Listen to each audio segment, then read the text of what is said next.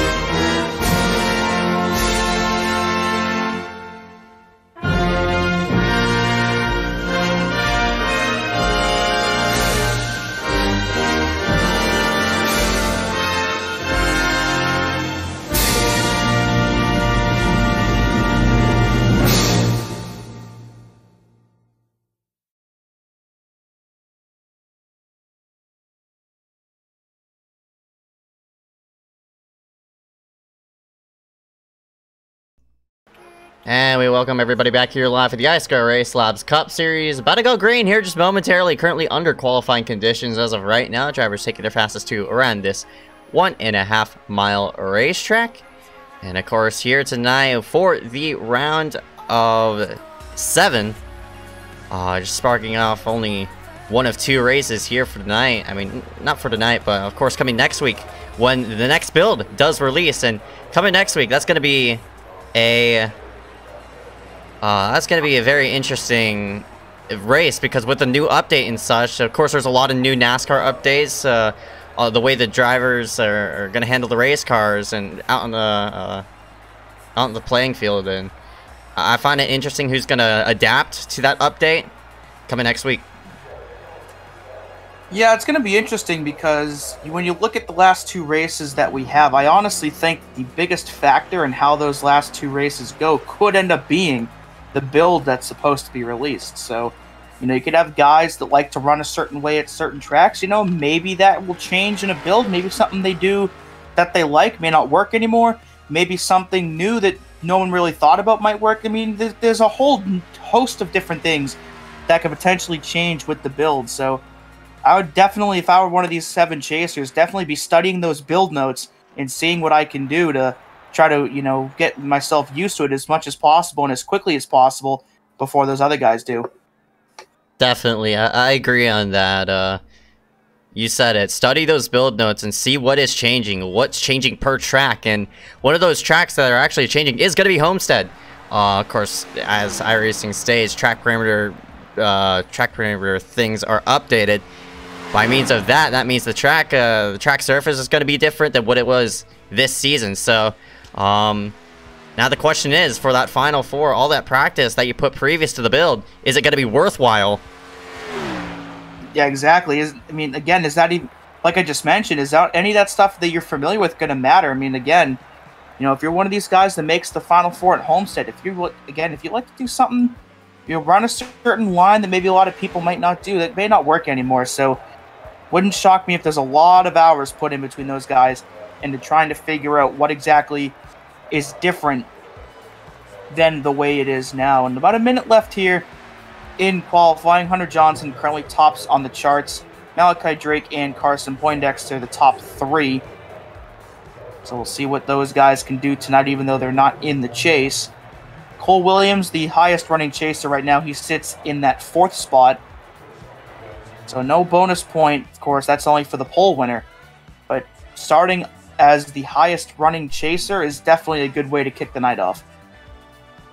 Yep, that is right. And still 30 seconds remaining in qualifying as of right now. I see Glenn Bundren taking his lap around the racetrack.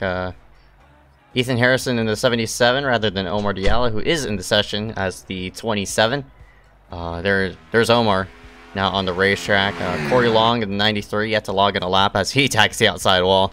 And here's David Bachman in the Dogecoin machine, working himself off a 2, but unfortunate for him, he's not going to be able to log in his 2 laps to get himself a nice starting spot. So that'll be it for qualifying, and we're going to transition ourselves into warm-up and go through our chasers and playoff drivers. So on the bottom of your screen, and go ahead and talk about them. Give these viewers a tad bit of info if they don't know who these people are. And we'll start it off with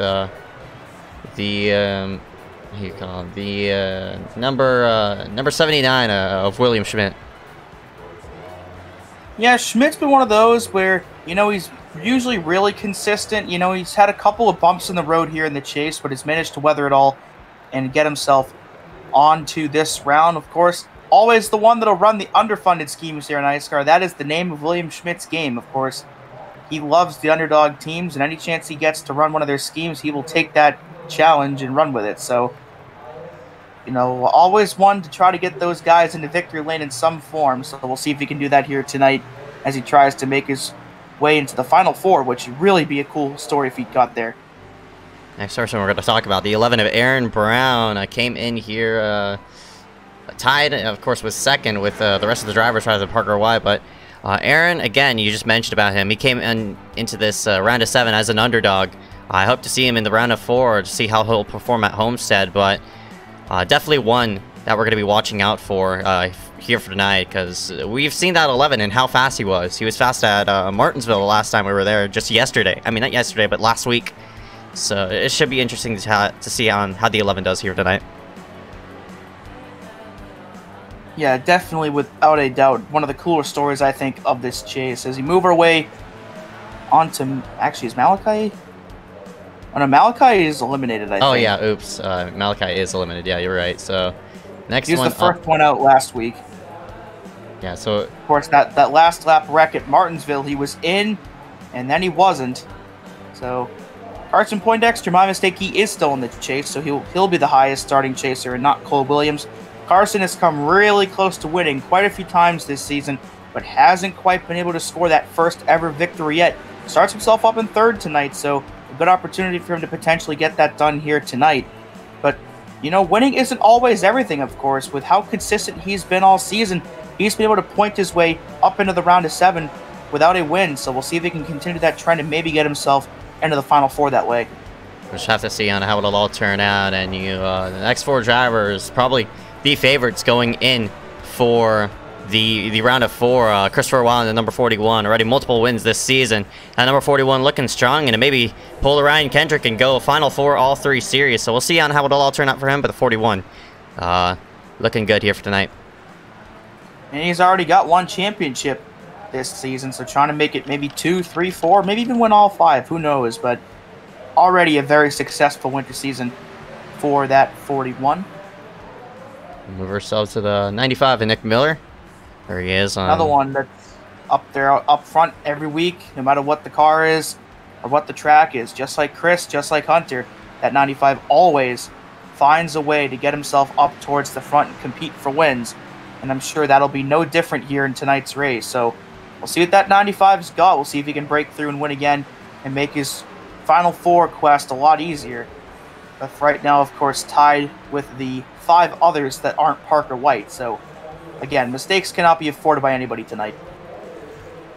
Here's the 42, Cole Williams. Another driver who's just tied with 7,000. Of course, Cole picking up wins on the Xfinity and truck side, but hasn't picked up a cup win just yet. But I expect him to maybe pull himself in victory lane, because he's very good at these 1.5-mile tracks.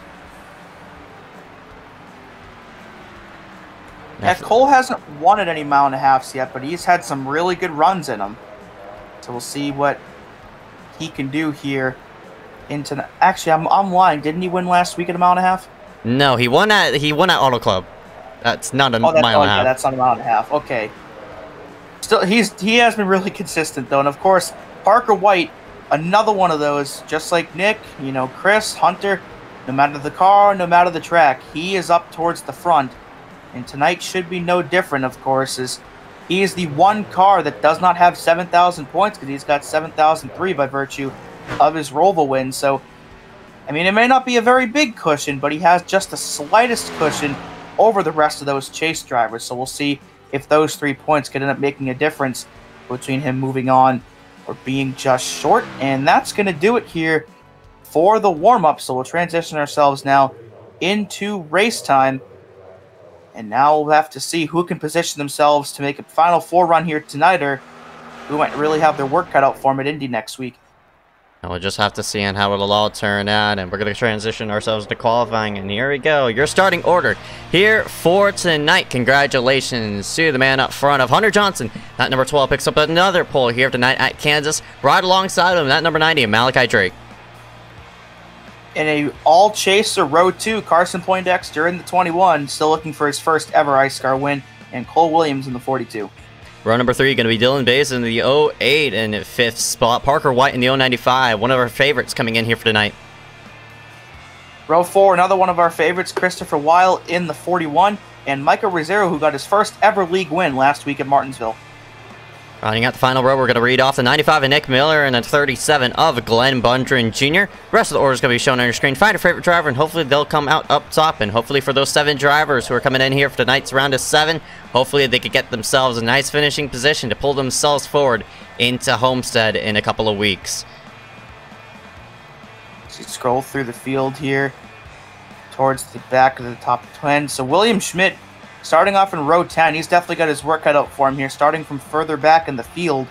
And we'll see who else is back here. There's defending champ Derek M. Smith, and David Bachman will be the last car on the grid. So I think William is the lowest starting chaser here tonight, and we saw the issues he had at Auto Club in that lap 1 wreck he had. So hopefully the same doesn't happen to him 2 weeks in a row. But that's 79 kind of behind the 8 ball already tonight. Yeah, we'll just have to see. And there's a 1200 Johnson gridding himself up finally.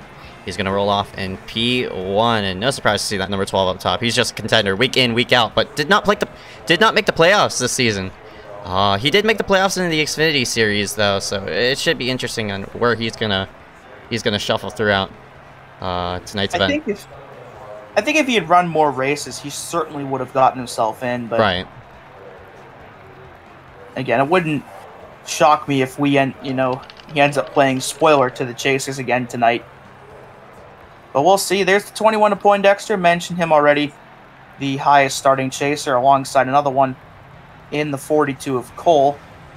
So a good amount of chasers here in this top 10. And of course, Rosero, who lines up in 8th. He'd been on a tear these last couple weeks and finally got that first win last week.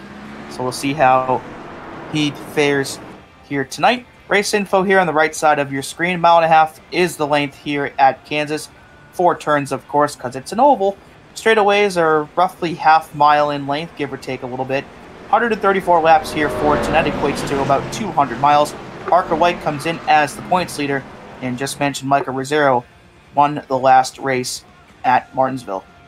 Weather here on the bottom right, we're going to be watching that track temperature and seeing how it'll fluctuate as we progress with the night. Wind gusting down at 10 miles per hour going south as one car just veered itself left. There he is back at the racetrack. I thought he wrecked it, but that spooked me a bit there. Yeah, that did as well for me. So wind is just all over the place. So we'll see if that plays a big factor in for this one. If you'd like to tune us here live on Max Speed TV, about to go green. 134 laps going to go into the books. And the number 12, Hunter Johnson, no surprise. He's going to be starting top side here for this one. And pace car is off and in. Green flag is out. Hunter Johnson will lead them to the start. And we're up and away for the Kansas 200. Some fanning out towards the back. Bianchini getting 3 wide already with a couple guys back there. Hopefully they keep that situated and in check so don't make it an early wreck like we've seen quite a few times this season. 3 wide out of turn 2. They're wasting no time, though, trying to get themselves further up in this field as the 08 of Basin tries to make that low side work as Poindexter gets himself up into second. Basin dominated at Iowa, did not pick up the win as Malachi gets loose right in the middle of that top 5. He slows up a bit, and everybody trying to scramble around him. They're just about 3 wide, but up front, how about Poindexter? He's going to gun for the lead. And look at this, 3, almost 4 wide back here into turn 1. That is really, really close. And one small mistake could send quite a few people spinning, so they got to be really careful as they make their way through turns 1 and 2. As Rosero tries to make a move on Cole down the backstretch, as Malachi goes fourth on the 08 of Basin, side by side with the 295s as well with White and Miller. And out of 4, Carson gets a bit squirrely, but has a run on the bottom trying to take that lead away from Hunter. Still all sorts of scrambling within this top 10 as they work into 1. It's all Hunter Johnson and that number 12 being spoiler, but that 21 of Poindexter just leaning on him. He's going to make it, no, looks like Christopher trying to make it 3 wide off the corner, can't make the pass work. He just about got under that number 21. The SPM teammates working on this, what was a proximity machine up front. I don't know if Carson can clear out of 4. Looks like he can, so Hunter might get the bite off the turn to lead the lap. And it's going to be an absolute nail-biter at the line, but I believe the 12 just barely got it. But, of course, Carson pretty much needs one of those laps led here tonight. Again, leading a lap is a bonus point, with everybody coming into tonight's race tied, with exception to Parker White. That one bonus point could really end up making the difference. So, for the 21, he really wants to stay out front. At least, I'm sure he wants to stay out for the rest of the race and win the thing. But at least for this lap, he wants to stay out there. But he's really going to block Hunter, and it looks like he will get that done. So, bonus point to the 21 for picking up that lap. And here comes his teammate Lyle on the bottom. Yeah, Lyle not letting go of his own teammate, that number 21. He, too, trying to lead a lap as Carson gets tied off the corner. Lyle tried to scoot himself into line right in front of the 12 of Hunter. Couldn't make it work. And Hunter, that high side is starting to kick in for his favor. So, Of course, Kansas is very favorable up on that high side. There's more banking up there to allow these drivers to keep it steady. And it seems as though it worked out for the 12. And he's taking all that momentum and putting it toward the front as he now works again on Poindexter. Yeah, we'll see if Carson can run the top side or not. But 12 definitely starting to feel comfortable up there as he slots his way into second. Big move there by Basin down the backstretch, trying to get by his teammate Weil into 3 as he go on board with this 08 machine, who led the most laps last night, but unfortunately did not come up with the win at Iowa. So trying to get the job done here tonight and score the win, but has quite the good cars in front of him and behind him to try to hold off. They're still scrambling all over the place inside this top 10. I mean, there's probably action all the way from the front of the field all the way to the back of the field. Whoa! What a great save by Rosero. He was dead sideways off the corner. It was either Andy. Yeah, Andy as well, but what a save by them, and they keep it straight. That was close. But thankfully, again, they keep it in the right direction, as one car almost did right there. I don't know who that is at the tail end of that pack, but they got a bit squirrely out of 4 as well. 21 to Carson, trying to get a bit of a gap between himself and Hunter, and is starting to pull away just a little bit as Basin and Weil still side by side into 3 as Sertajman on the 49 tries to make that low side work, trying to get himself into the top 10 by the 42 of Cole. 3 wide action further back, that's Diallo, Patterson, and Aaron Brown. So the 11 back in 20th right now. He needs to get himself up in this field because for right now, he is not going to be anywhere close to this Final 4 if he ends up finishing where he is right now.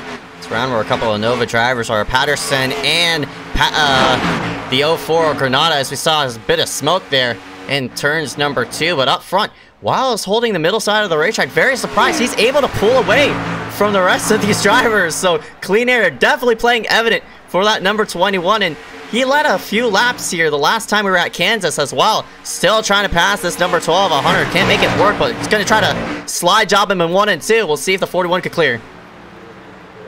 Yeah, my concern right now is if Carson and a lot of these other guys, as Andy hits the wall out of 2 and gathers it up, and he'll lose a spot to Rosero up high. But my concern right now is these guys maybe trying to use up too much of their tires, maybe trying to pass other guys or hold off other guys. So we'll see how these tires fare out as this race goes on, but it's worth taking a look at the race analysis while I have a moment, because I don't think we got to that before the green flag dropped. We'll see how many tire sets these guys have for tonight. It looks like it's going to be 4 over these 134 laps. So depending on what the tire wear is, we'll probably see at least 2, maybe even 3 green flag stops here tonight. And it's go 3 wide and 3. 3 wide into 3, and it's Trey Shuttlesworth, one of the SPM machines, trying to make it work on the bottom. Can't make the pass work as he gets loose down there, and he was trying to pass the 87 to Casey Drake, as well as the 20 of Andy McDowell, who tagged the outside wall just momentarily. See the right front damage on his machine, and still under fire from the 87 to Drake, who's finally going to clear him. And he loses again. He's about to lose it. Oh, man, what a save again, as one car gets loose behind these guys. Also out of turn 2, I don't know who that was, as Hunter's starting to close that gap on the 21, so maybe this is a scenario where maybe Carson used up a bit more tires than Hunter did, trying to hold them off. But side by side at the line, that's Malachi and Nick going at it, I believe, roughly P7. So a valuable point on the line there for Miller as he tries to get by him.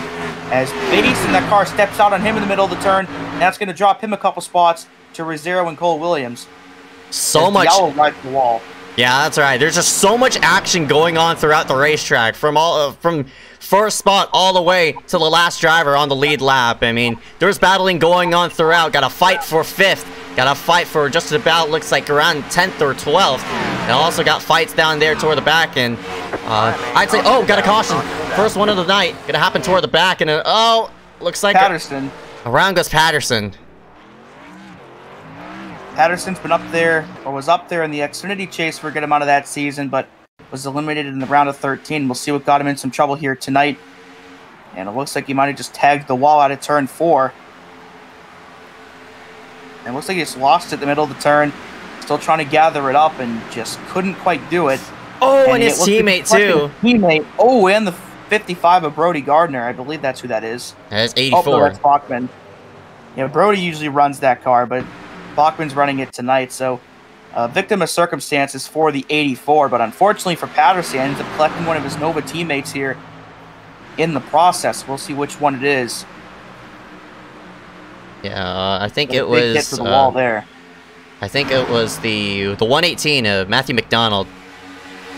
I think he tried to go low to miss him, and then Patterson just spun right where he was trying to go, and yeah, there's a contact with the 84 as well. So a couple cars picking up some early race damage. Of course, the 02 definitely the most severe damage out of anyone else.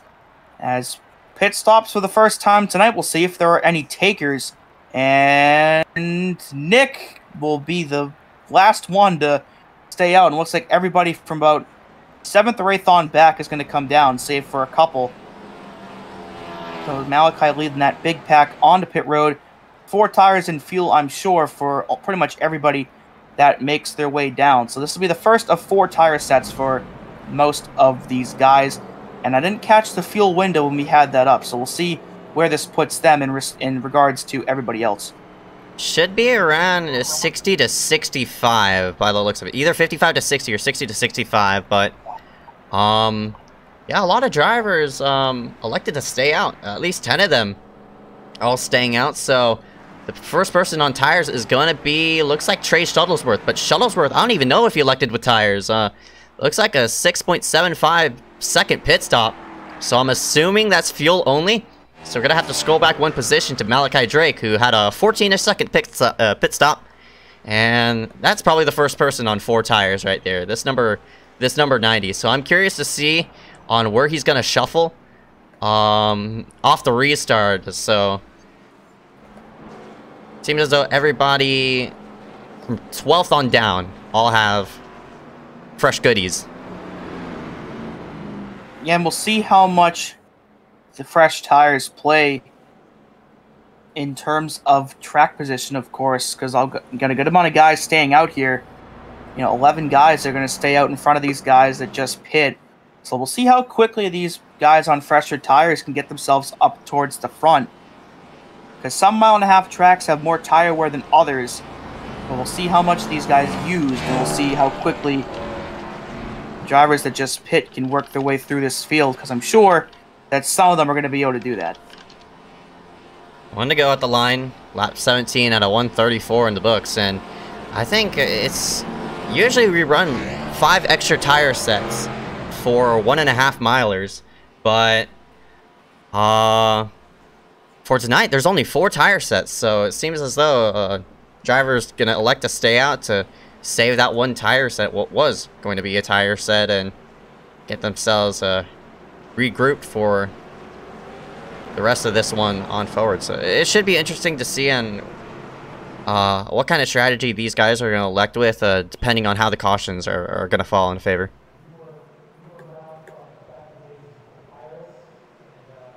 And Hunter Johnson, the one who was in the lead, is going to elect the high side off the restart, excuse me. iSCAR scoots itself down on in.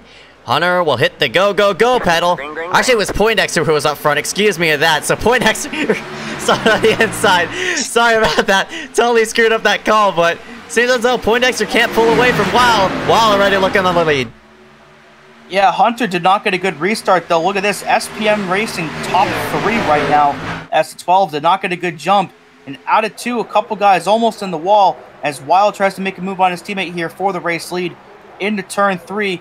The 41 trying to pick up a bonus point for leading a lap, just like the 21 already has. And out of 4, you'll see that high side start to prevail. And at the line, the 41 is going to get it here. So a bonus point now for Weil. So him and Carson are the 2 chasers that have led laps so far. We'll see if anybody else in this chase can get up there at some point. But Parker White and Nick Miller not that far behind. Poindexter, ooh, he tried to clear on the 12 of Hunter, but couldn't do it as Hunter squeezes himself to the high side of the 21. And again, you got to remember, these drivers who stayed out are all on older tires. The man who's on fresh goodies is trying to work that bottom side of the track. That's the number 90 of Malachi Drake, who's all the way on the bottom of, looks like the 04 of Granada, trying to work himself forward with his fresh 4. It looks like it's working to avail, and now he's cracked inside the top 10. But up front, though, everybody's just sort of residing there on the high side for right now, so it's going to stall Malachi momentarily off the exit of the corners. Oh, got back in the back! Turn 2. One car trying to gather it up, another car back on the track. That's Trey Shuttlesworth in the 19, and I couldn't catch who that other car was, but a close call for both of those cars. And out of 4, Carson's getting a bit squirrely out of each turn, and he's starting to lose a couple spots as Hunter now back into 2nd.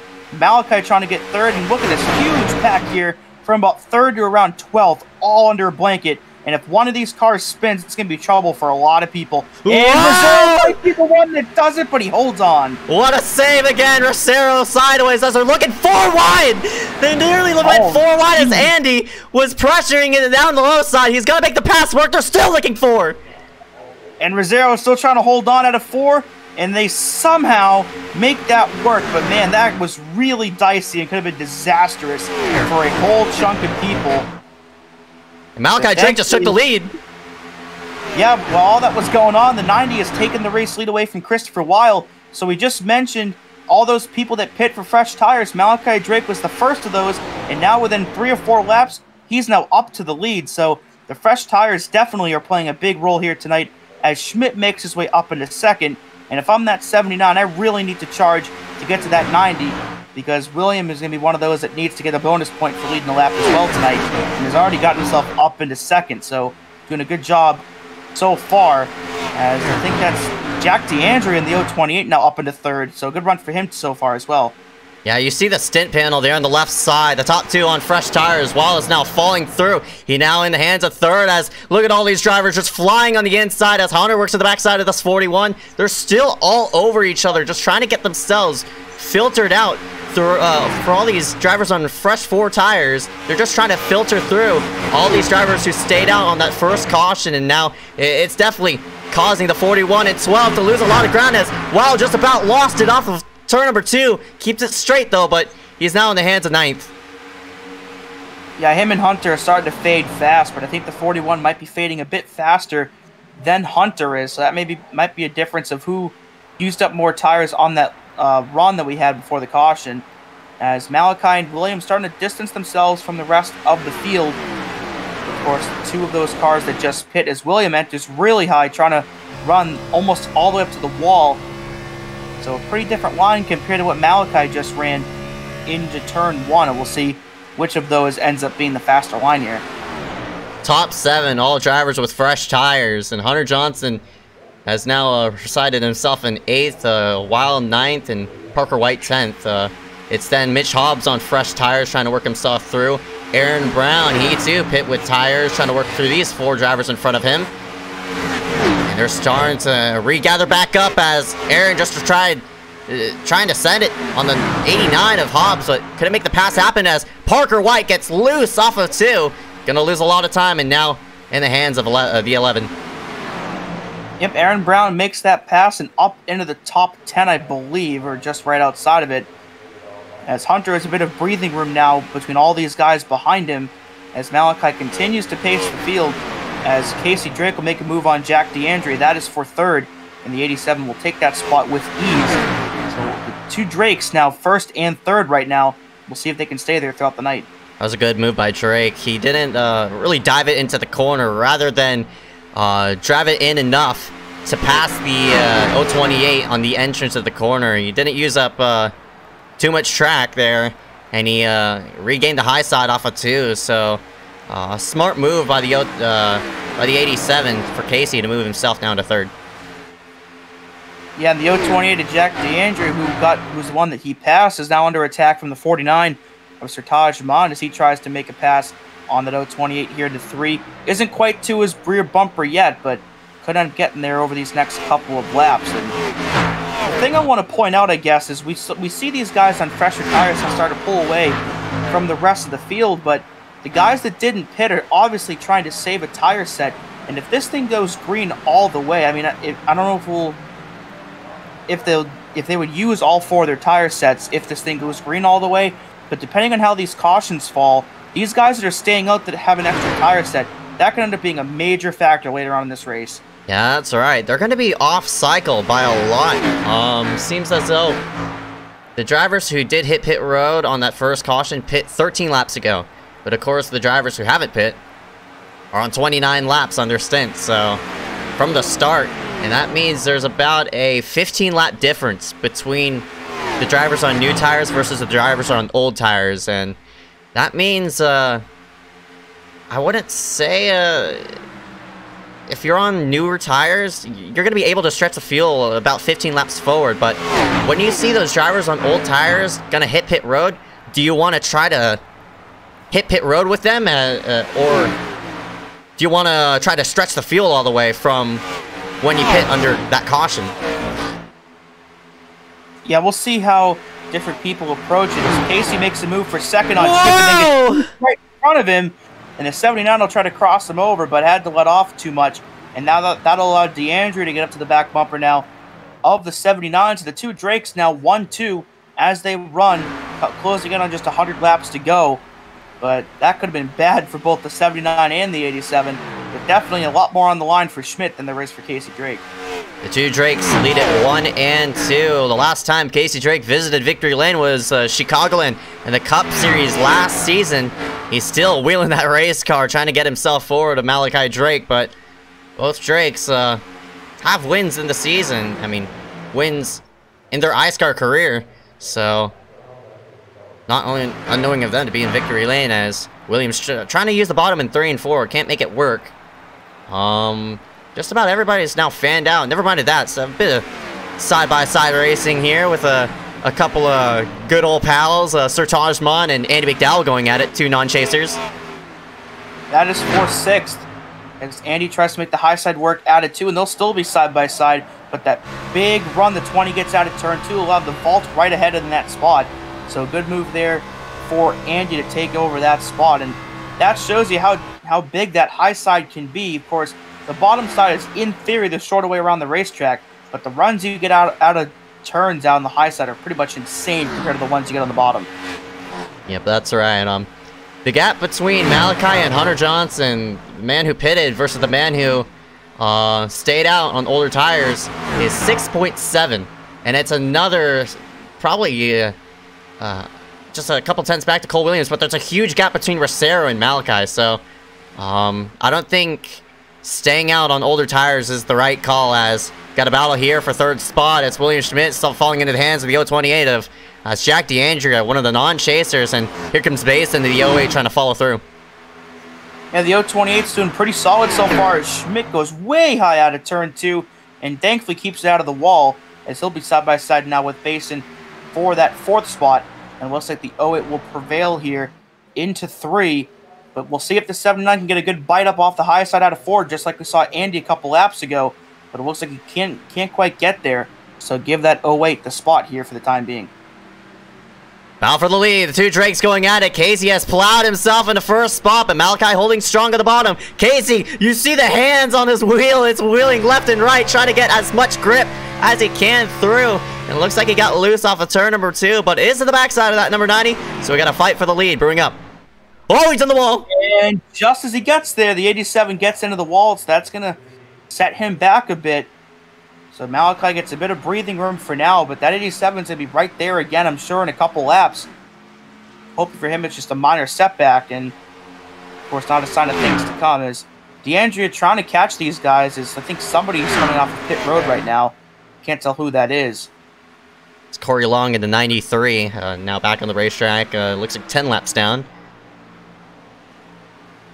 As you mentioned, the 87 back into the rhythm that he just once was, as Malachi is sideways off the corner. The 87 going to take the bait up to the high side. He'll lead the lap at the wire, and it looks like the 87 will clear on the front stretch and move Casey Drake to the top spot. He cleared by a lot to turn 1. He got a huge run up top, and of course was aided by the 90 spinning it, or almost spinning it there. I wonder if the 90 might be trying to conserve tires a little bit, but I'm not sure how much you can really do that since you're battling for the lead. But we'll dive it in now into turn 3 as the 87 continues to run the top. But look at Basin in the 08. He's gotten by DeAndrea for 3rd and now trying to catch these two Drakes. So this 08 again came up just a bit short last night at Iowa, but definitely one of those to watch here as this race progresses. Yeah, now the top 5 are all within a second of each other. Schmidt all the way back in 5th, and it's DeAndrea is blinking out currently. Now look at all these 3 drivers just lined up nose to tail, and seems as though the man who saved the best tires probably is the 08 of Basin. He has plowed himself through the rest of the field and now is up into third, but we'll see if it can scoot around this number 90, Malachi Drake and Casey Drake. So, Basin trying to spoil the two Drakes here, now in third. Here comes the 08 trying to make the high side work, and it looks like he stepped out on him a little bit right there. So Malachi's going to hold on to that spot for now. But it looks like these top 5 are all under a blanket now. These 5 were a bit more spread out, but now they're starting to close in.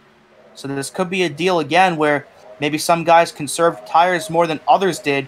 But for right now, Casey still leads the pack across the line as we hit lap 41. I believe that's Bachman they're coming up on to put a lap down here momentarily. So if you want to split the run into thirds, you want to come in probably around lap 40-ish. Lap 44 is when you want to come on to pit road if you want to split this run into just 2 stops. The next time you'll hit pit road is going to be around, I'd say, lap 88. And that'll be your final pit stop. So you only have to use 2 tire sets at most to get yourself around through 134 laps of racing. And see right behind, some more scrambling as Jack DeAndre under fire from William Schmidt. William's going to fire himself to the bottom side of the racetrack. Now get a gun for Malachi Drake, and Basin has moved himself into second. And the 79 makes that pass in the 020 to makes a big move down to the bottom. Got a good run up top at it too, and he'll try to take that spot right back from Schmidt. As I think that's Corey trying to gain spots back on the bottom. He's a lapped car on fresher tires, so I think these guys will probably just let him go as Casey Drake has caught the 84 Bachman and will put him a lap down here into 1. But Casey's still maintaining that gap he has between Basin and the rest of these top 5 as he now solidifies himself in that second spot and can now focus on catching that 87. Yeah, in Casey's case, he's running at high side, but enough. My goodness, he's just about wheeling up on there. But Basin, he's all the way down on the white line. I'm not sure if there's enough downforce for that bottom side to work, and for Basin's case, it's working. He's in P2, but I'd rather keep myself on the high side as now they come up on the lap car. That's the 84 of Bachman. Bachman going to move himself down low, but they might be side by side getting up to him. The 90 of Malachi Drake trying to close the gap between himself and Basin. Not going to work, though, but 84 playing a lap car role, just trying to get out of harm's way and keep himself steady, but the 08's case, don't want to see lap traffic like that. Just find yourself a nice rhythm and get yourself to that leader. Yeah, as Malachi to catch Bachman into turn 1, and the 84 will go up high this time, and that might hold up Schmidt. We'll see where the 79 catches the 84, and it's going to definitely hold him up here out of 2, as the 84 is trying his best to get out of the way, but with guys taking the bottom and the top, I think it's a bit hard for him to really judge where the best place on the track might be to go and try to avoid everybody. But Schmidt looks like didn't get held up too much by him, as he's still within reaching distance of this 90, as the 08 starting to pull away from even these two as he tries to catch Casey Drake for the lead. Yeah, that was an interesting exchange between the 90 and the 79 and 84. Well, the 90 he wanted the bottom, and 84 moved up high, so William was already up high, rolling that turn 1 and 2 wall. And as soon as Malachi cleared Bachman, Bachman would zip down low and opened up the door for William, who's now to the backside of this number 90, so fight for third brewing up off of turn number 4. William gets the quarter panel, his bumper, to the quarter panel of that number 90. At the line, looks like the 90 led it for third place, but Schmidt's there, and he's up on the high side in 1. Yep, got the preferred line here in the middle of the turn. I think out of 2.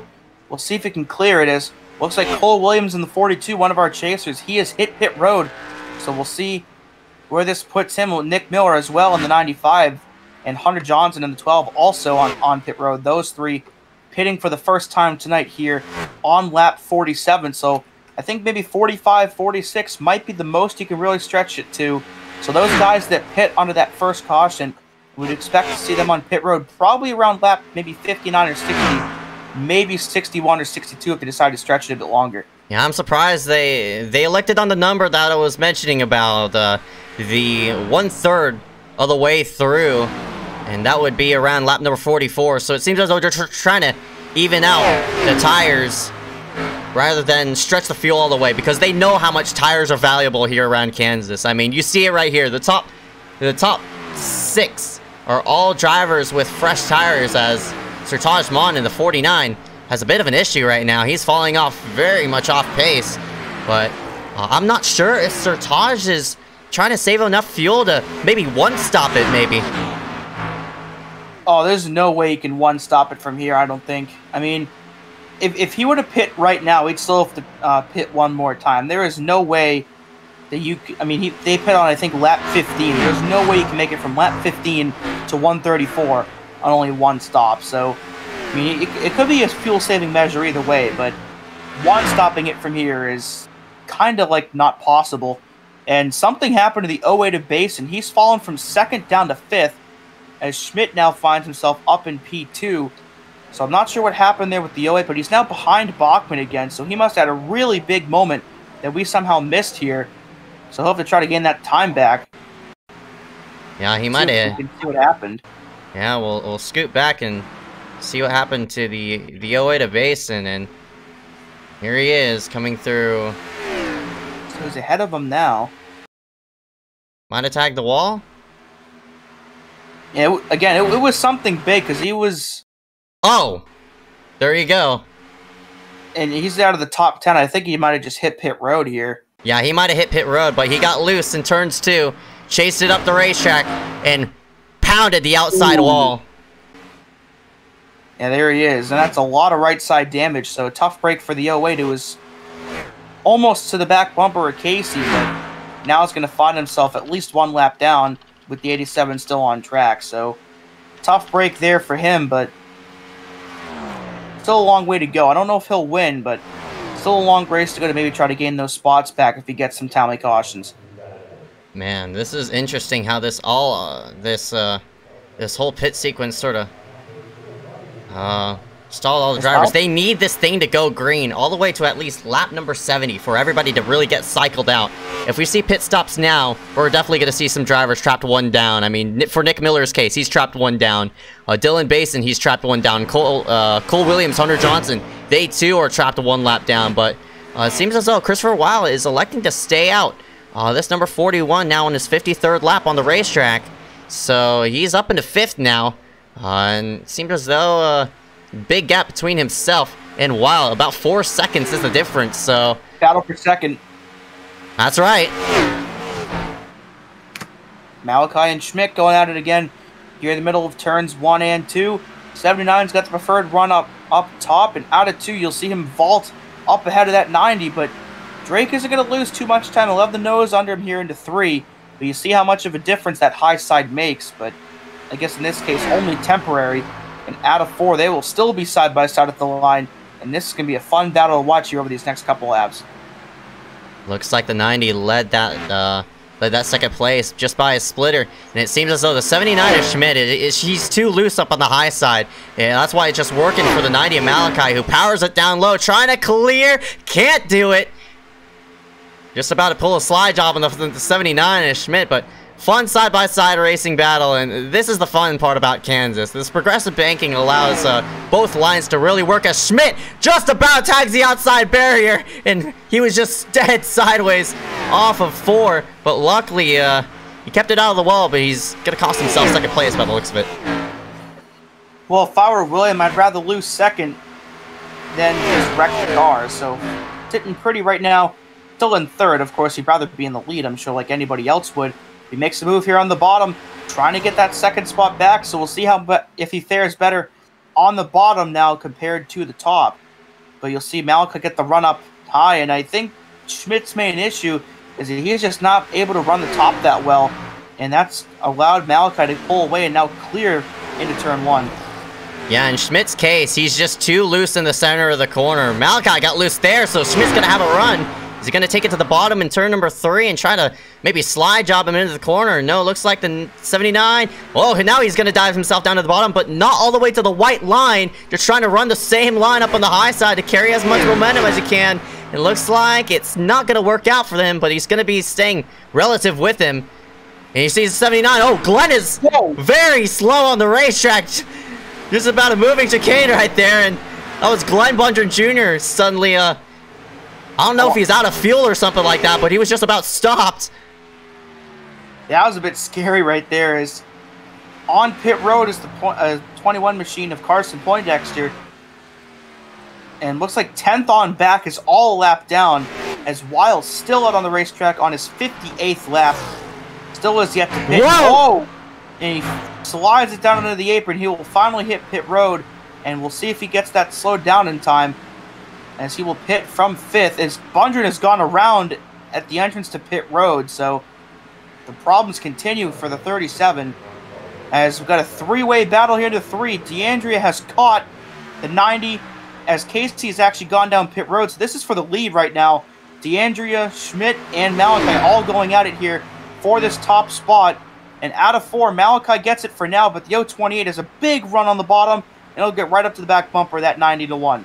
Oh, man, they're all over the place. They got to be wary of where they are on the racetrack, as Schmidt just about runs over the 90. Oh, my goodness, Malachi just using the brakes up at the core, and here comes D'Andrea back at the bottom. Schmidt trying to shove himself 3. Can't make it work. It's boxed in line, and he's going to have to reside for 2nd place for right now. But again, these drivers should stretch it all the way to lap 58 by the looks of it. Christopher Weil stretched it all the way around that mark, and he's now working himself back on the racetrack. But the last thing you want to do is hit the wall and offside and get yourself off pace, because the way they're running right now is perfect.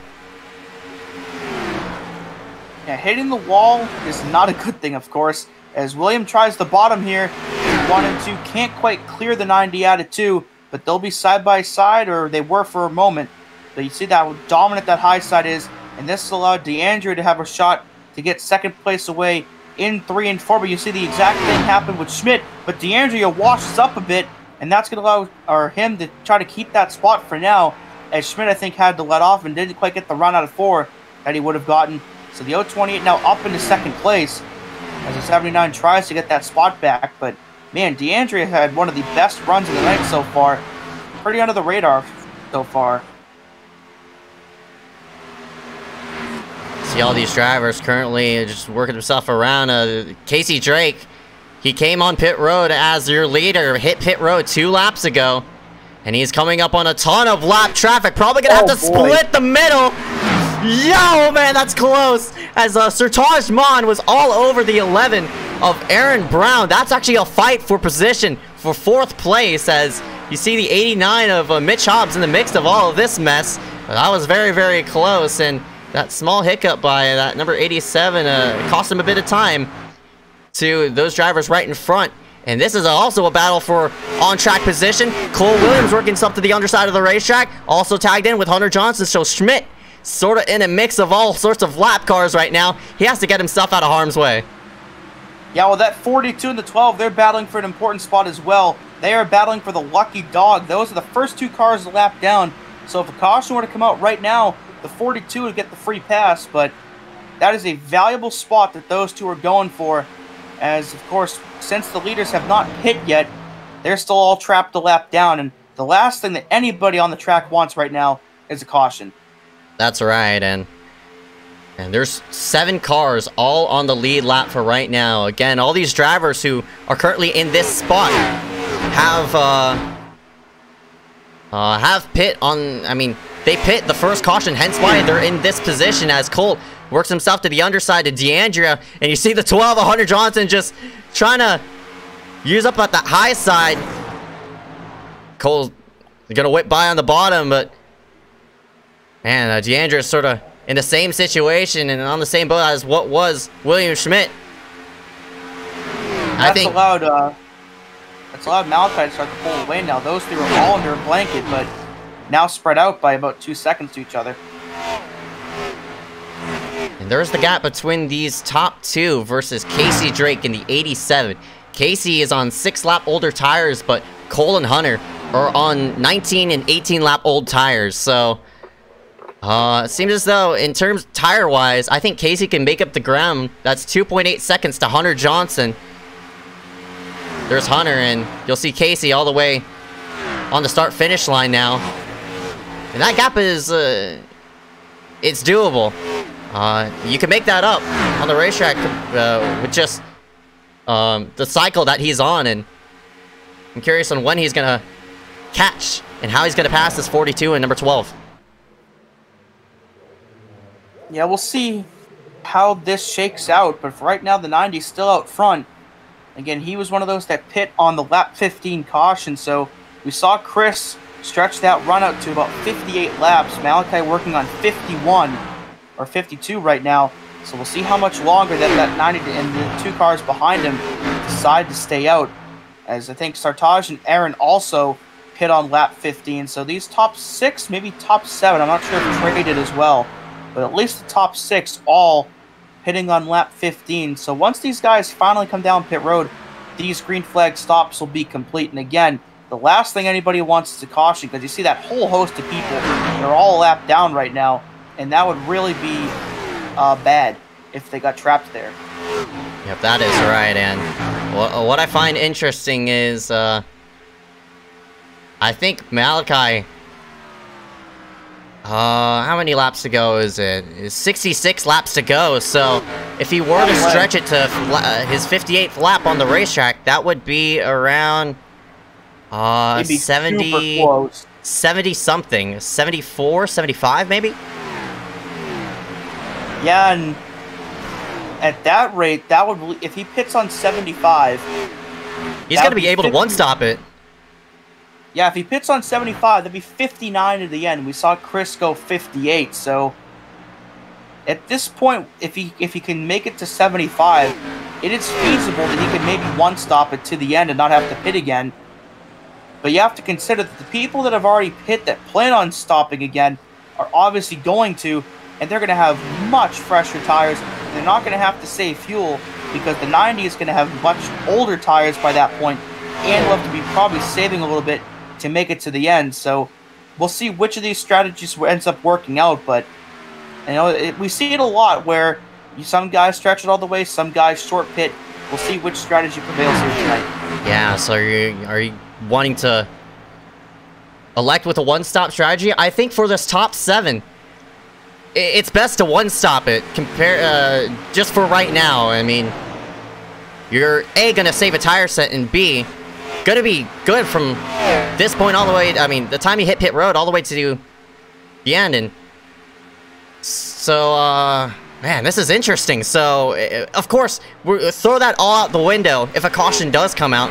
But in terms of pit stop wise, this 90, 028, 79, 11, 49, 20, and 19 all have to stop just one more time. And as long as they hit their fuel mark right, don't short pit, they're going to be able to make it all the way just with this one stop. And on to lap 73, so 58 now, I believe, is where Malachi is. So if he can make it, I think, 2 more laps to about 60, then if he can make it to 60 now, he'll be able to make it to 60 from here on out. As Parker White and Cole Williams, that is not for position. I'm not sure where the 095 sits right now. Looks like he's 12th. Oh no, I thought that was somebody else. That's Parker White. And then there's Schmidt and DeAndrea. That is for second place on track. So 79 trying to get that spot back from him. He can't quite clear out of 2. As the 020 will get a run up top. And we'll try to take that spot back again into 3. So Parker on those fresher tires gets by both of these cars. And we'll see when Malachi finally decides to pit. And it looks like the 79 is coming in this time. Yeah, from 3rd spot, and also joining him on pit road is going to be the number 19 of Trey Shuttlesworth. So with them hitting pit road now, they're going to have to make it for 60 laps, and you could stretch it all the way to lap 58. So they're going to be short by two laps most likely, and we'll see. Yeah, Aaron Brown does hit pit road. I'm pretty sure you're going to see the 90 of Malachi hit pit road this time by, and here he comes. As Cole unlaps himself as the 90 gets his way onto pit road. So it looks like he made it to 60 from 15 to 75. As DeAndrea will inherit the race lead on his 60th lap. So we'll see how much longer he stays out. Because now I'm curious with the rest of those guys pitting now, how much longer this 028 can try to stretch it now that he's on his 60th lap. I'd imagine he'll come in this time now that he's gotten the lap led. But if he decides to stay out a bit longer, we'll see. And that will all be for nothing, because indeed he is coming down this time. And this will give the lead to Sartaj unless he also comes down. And Hunter, he too hits pit road, so I'm surprised about this. Hunter That's interesting. Looks like the 20 is out of fuel. Oh my goodness, and McDowell just slowly coasting to his pit stop. And, well, and he's going to make it. He's going to make it, but, I mean, so much time costed on pit road is going to kill him, probably, but... There's DeAndre, there's Sartaj on pit road. So Casey Drake now back in the race lead. But again, that 87 is not good to the end on fuel.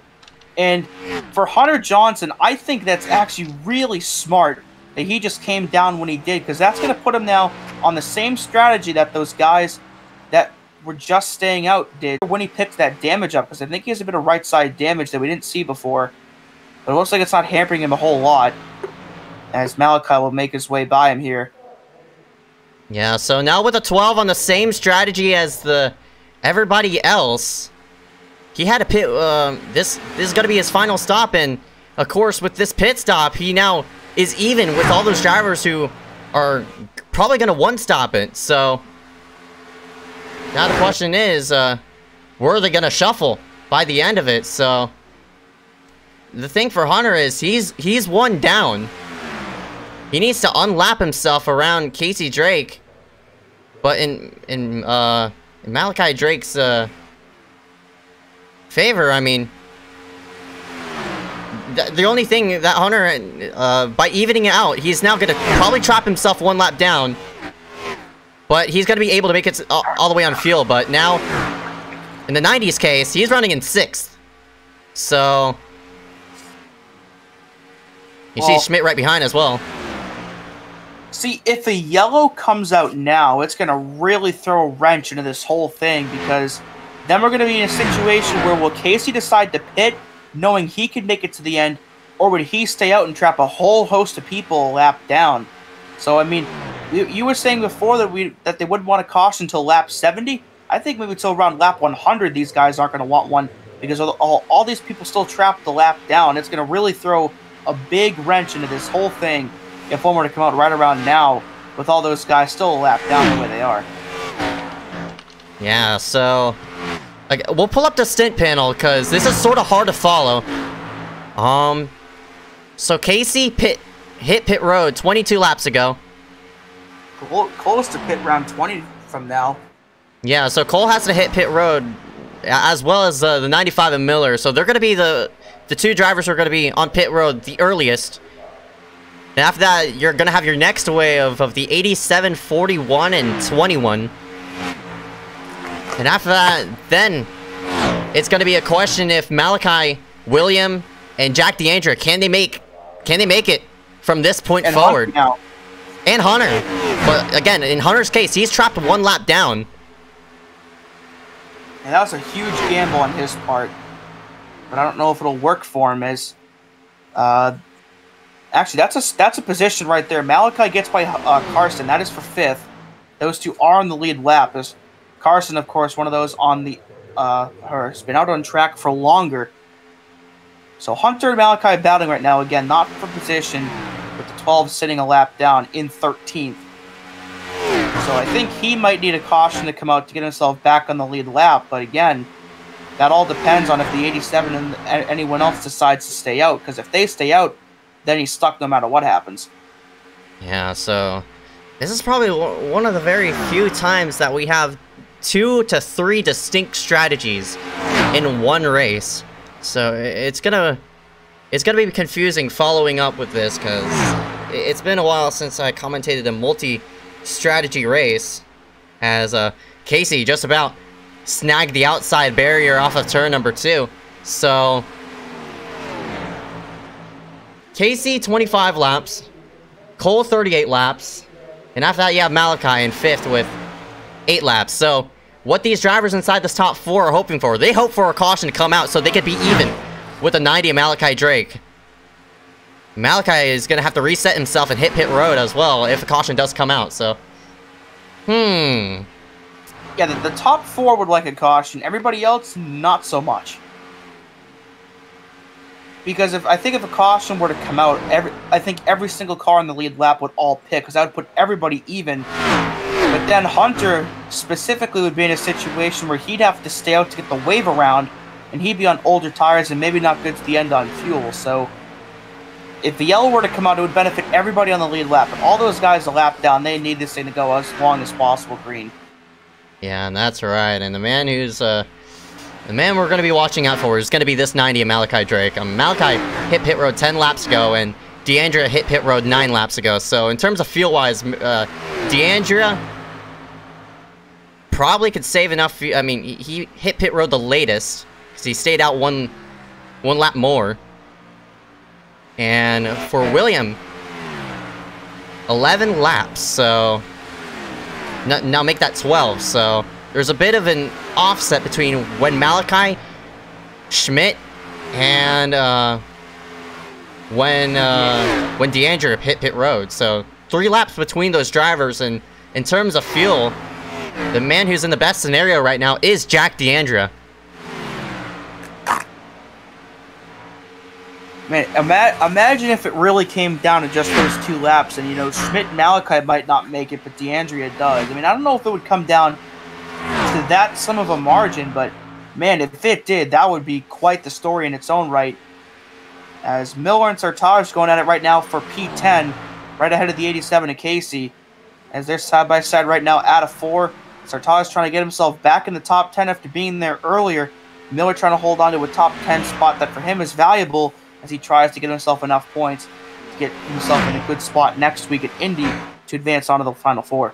And you know Nick Miller doesn't like Indy. I mean, he has a bit of PTSD after coming out of the front stretch, just flipping over on his roof, and that eliminated him from a Final 4 spot. And he's still not letting go as Sartaj washes himself down to the bottom side of the racetrack. These 2 drivers... Oh! Nick is sideways! Whoa! What a save! Man. A Tokyo drift right out of turn 4. How did that 95 hold on to that car? That's going to burn up some of his tires, but man, for all we know, that could have been a chase-saving save right there. And speaking of people in the chase, Cole Williams hits pit road here on lap 90. So this is going to put him a lap down for the time being. So he was one of those that was off strategy with really everybody else, but will be good to the end on fuel from here. Miller. Oh, Nick sideways again. He's still sideways. I mean, gets it straight. But now, if I were the 95 of Miller, you've lost so much time on the racetrack. You might as well hit pit road and get yourself all the way to the end. Because Miller, oh my goodness, he's all over the place right now. Yeah, the wear or the grip that he had is by far gone. He's barely struggling to hold on to that car, and we'll see if he's going to get loose again out of 4, I think. Oh yeah, he is. Oh, no! And around goes Nick! Alright, man. And the caution comes out! And now, there it is. Oh, man. And that is going to be huge. So Trey Shuttlesworth in the 19 is going to be the free pass here by being the first car lap down. But now Hunter Johnson, Nick Miller, Cole Williams, all going to be trapped the lap down. And for Nick and Cole, they're both chasers, and if they're stuck a lap down from here on out, that is going to be huge. Oh, no. A 77-lap run comes to an end here as Miller got loose again out of turn 4 and couldn't quite save it that time, but you could tell over those last couple laps, I mean, that car was an absolute handful for him. Oh, boy. Oh. So this puts us in a really precarious situation because now we're going to see if the 87 decides to pit. And if all of these guys pit, then again, that's still going to put Hunter in a bad spot because he'll be trapped a lap down. But for Cole, he just hit pit road. So if all these leaders pit, he can get the wave around because his tires are only literally 2 or 3 laps old. But this was really not what Hunter Johnson wanted to see at all. And if all these guys pit, he has no choice but to take the wave around. And here they all come down. And there's the here's Miller's going to take the wave around as well. Man. So the strategy is pretty much out the window at this point.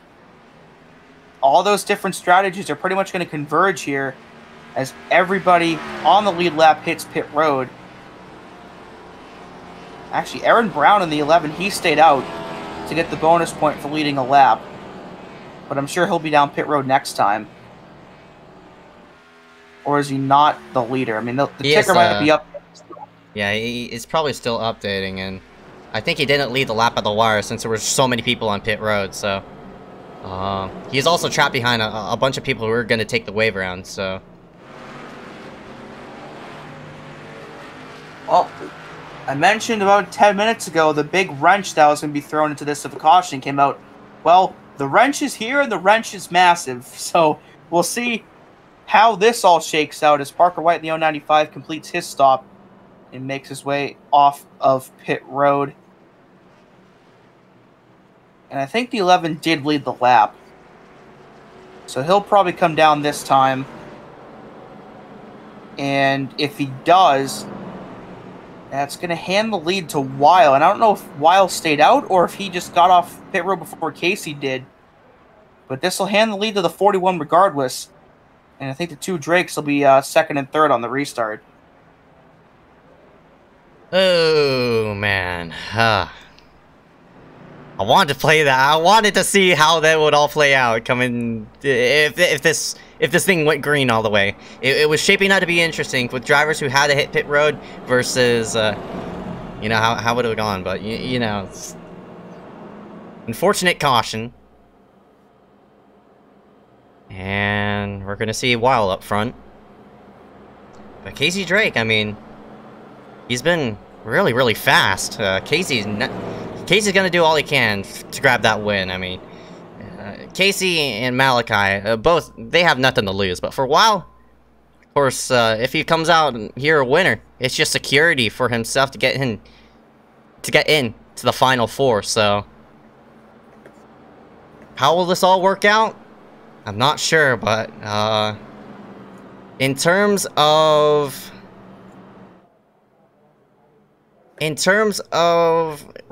race mindset,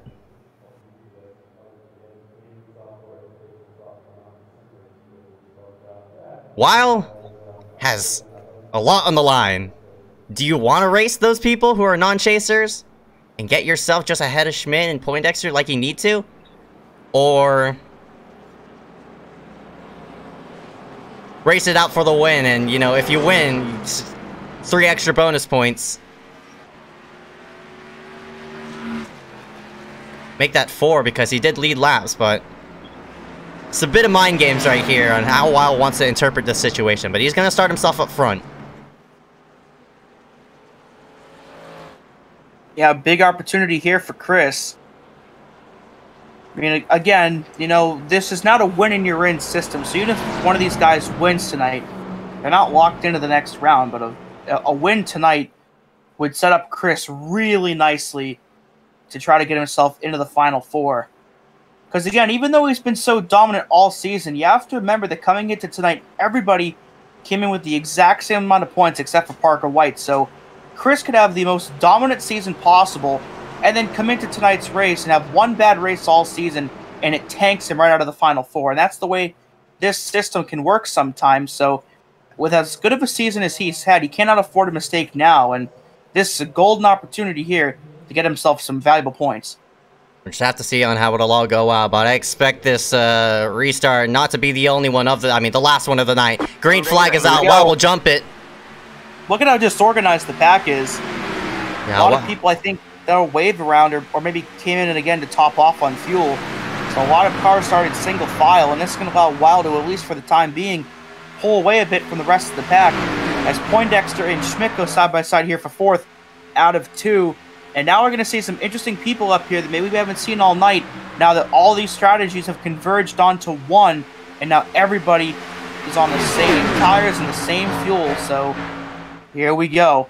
3 wide out of 4. It's Schmidt up on the high side, and it's DeAndrea on the bottom as Christopher Weil is loving this side-by-side action in his mirror.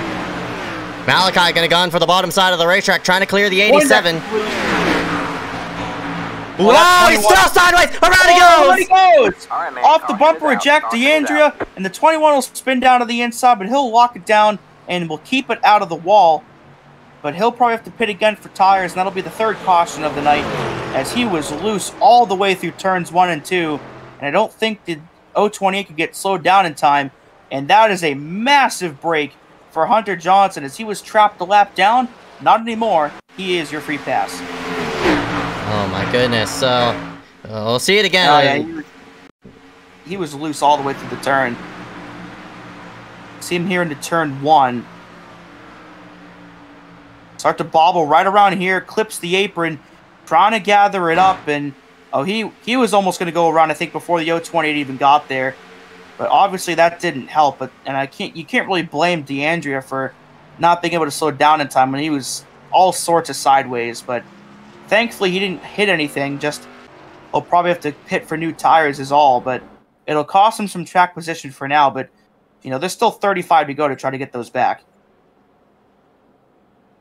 Could have been a whole lot worse than it was for sure.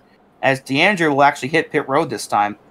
Ooh, maybe taking some optional, perhaps. Yeah, probably gonna look at the damage. Probably gonna uncheck his tires since why take tires just 5 laps into the run. So, I mean, it was just a simple spin. So I don't think DeAndrea has a lot of seconds of optional, but I did see the hood buckled up on his machine. So, I'd say that would be at least like 5-10 seconds of optional. He could easily get repaired. And for Poindexter, he didn't even hit anything once he got spun by the L28. So. Poindexter, again, you're probably going to see him take tires, but going to take him some optional as well, most likely. As a look at Malachi right there, sitting in second. So while still the leader, the two Drakes, second and third, and Schmidt and Brown, the rest of your top 5. So Poindexter, Weil, and Aaron Brown, I believe, are the 3 chasers that have led at least 1 lap tonight. So those 3 have bonus points that the rest of the chasers do not. And again, with everybody else coming into tonight with the same amount of points, these bonus points these guys are picking up could quite literally be the difference between a Final 4 berth and coming up just short. So we'll see if any other chasers can try to get a lap led here tonight, maybe even score a win. But for right now, that 41 sitting pretty up there, along with the 79 and the 11. And he needed, I mean, in Weil's case, he's in the best spot than everybody else. So Weil, all he had to do was jump the restart, and they started fighting out for second place off the get-go, and that allowed Weil to pull himself by half a second before the caution came out. So Weil needs to do that again, just get the jump off of the start and get himself clear enough so the 90 and 87 can't grab a draft off of that 41 and make something happen off of it. But Weil, all he has to do is just play the restart games right, and he's probably going to come home a winner.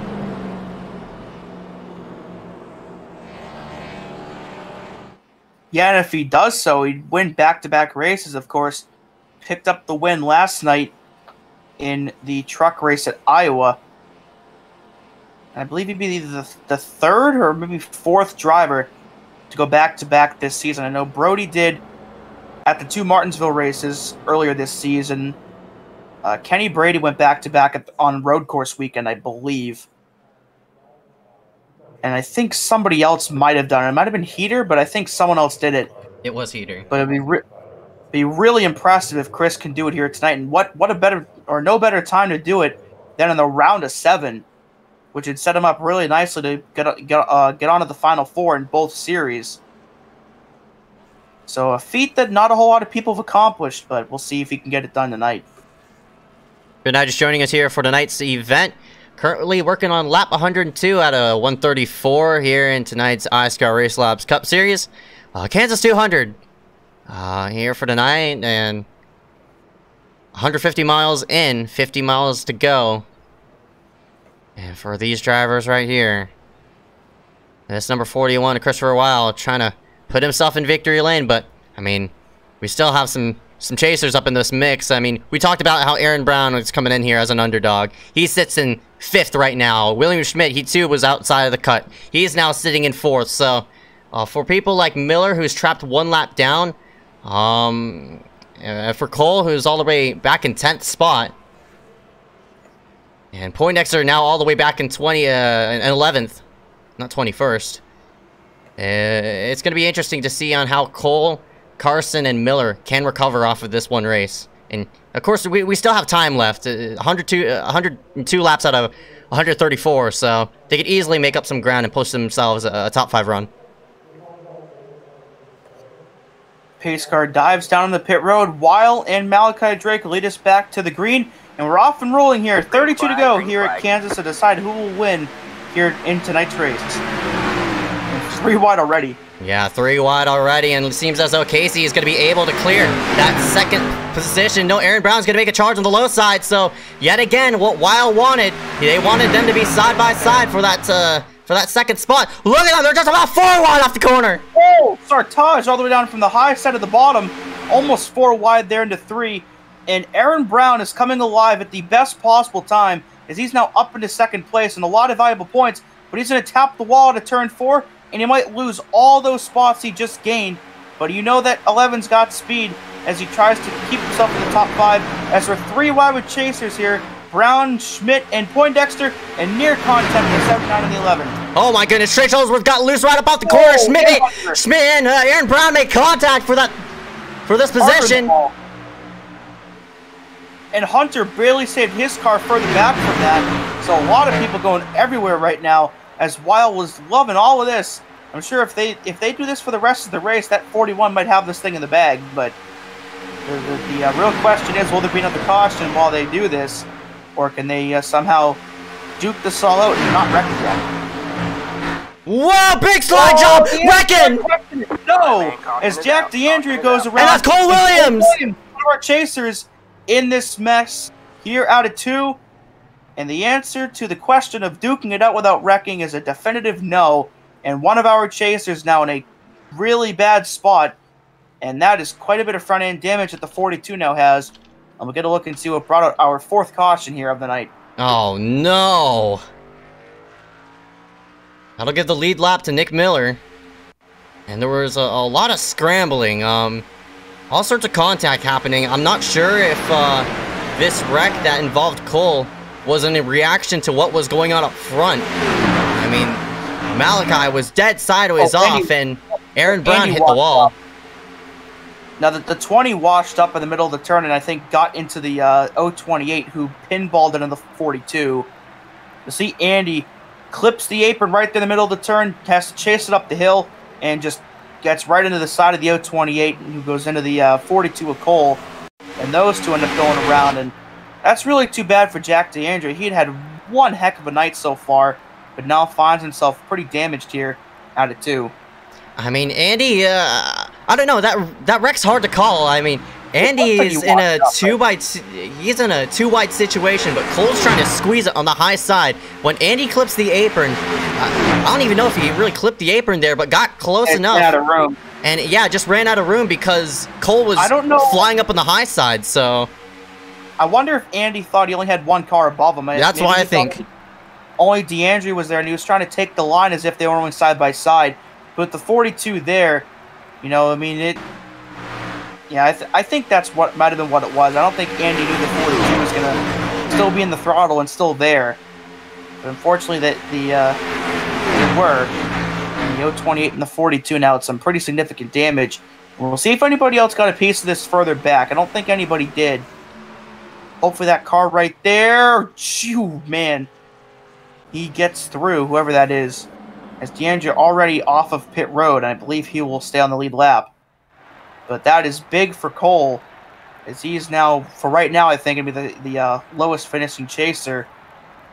Or not, he's going to stay out, I think. I wouldn't stay out. Shown in 9th. If I was in his boots, I mean, I wouldn't stay out. It's too risky to stay out. You don't want to, but you have to pit. Yeah. Oh, yeah, there he goes.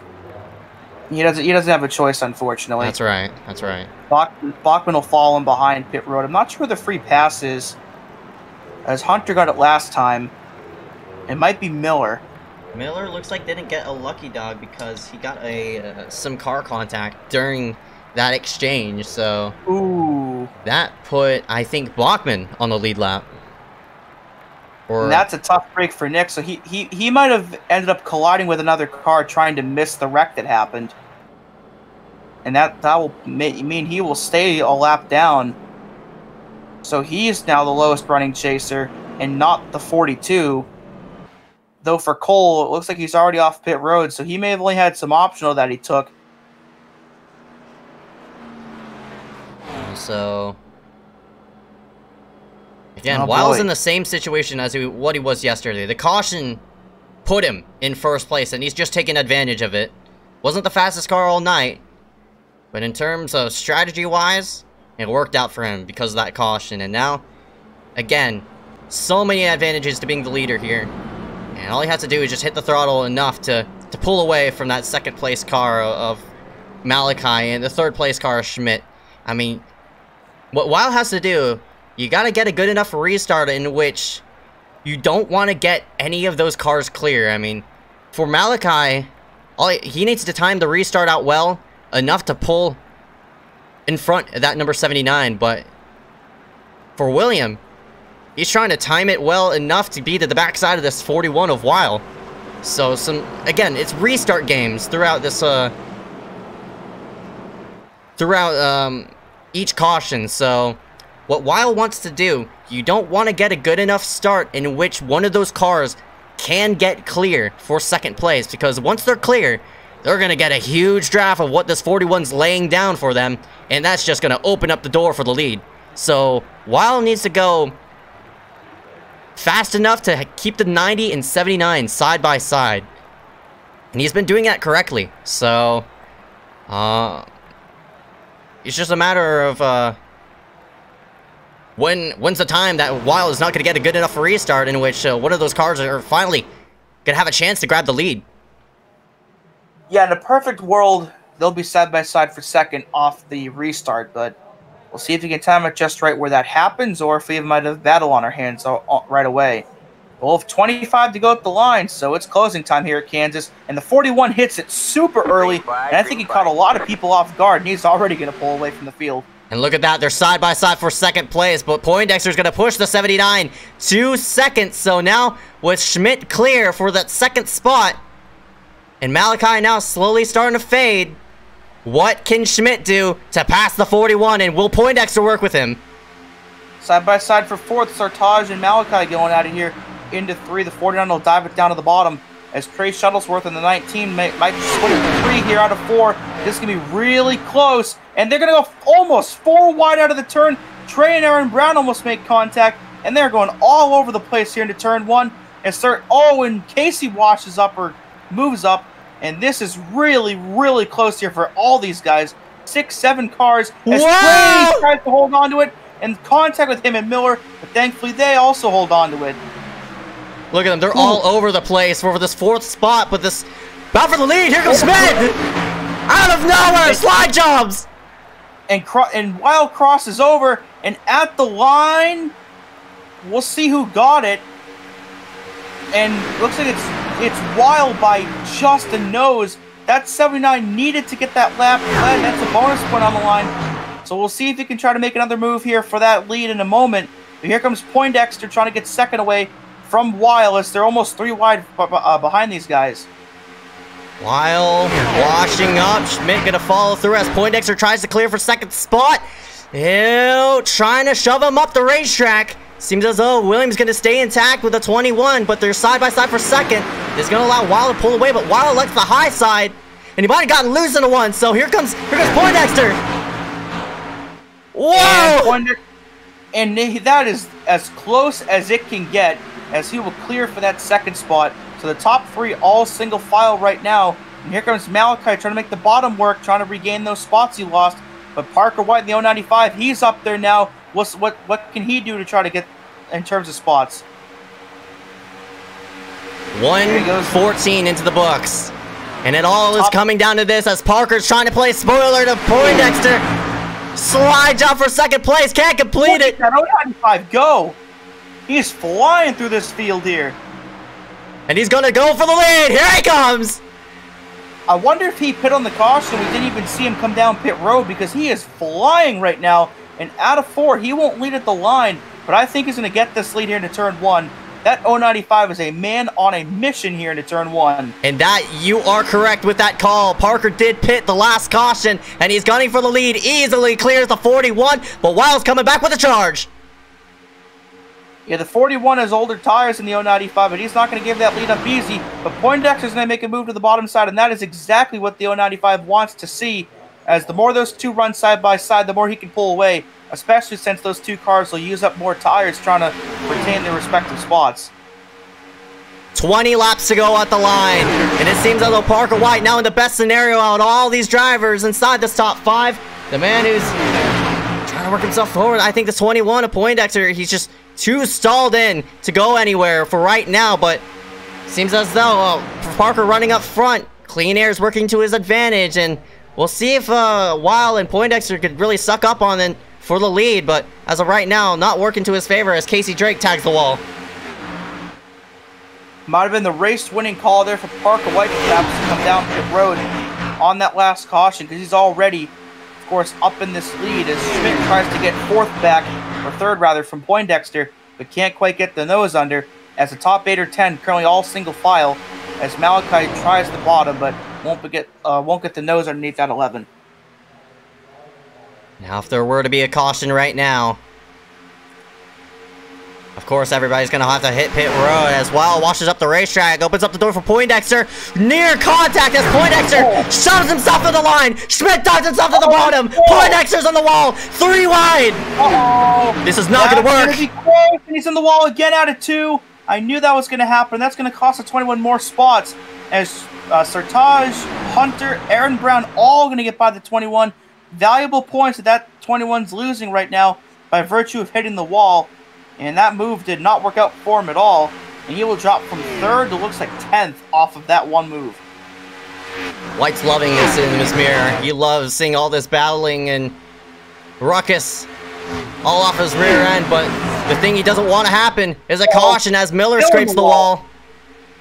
He rode the wall all the way through the corner. Oh my. He's still a lap down as well. And out of 4, Malachi back up into 3rd, actually 4th now.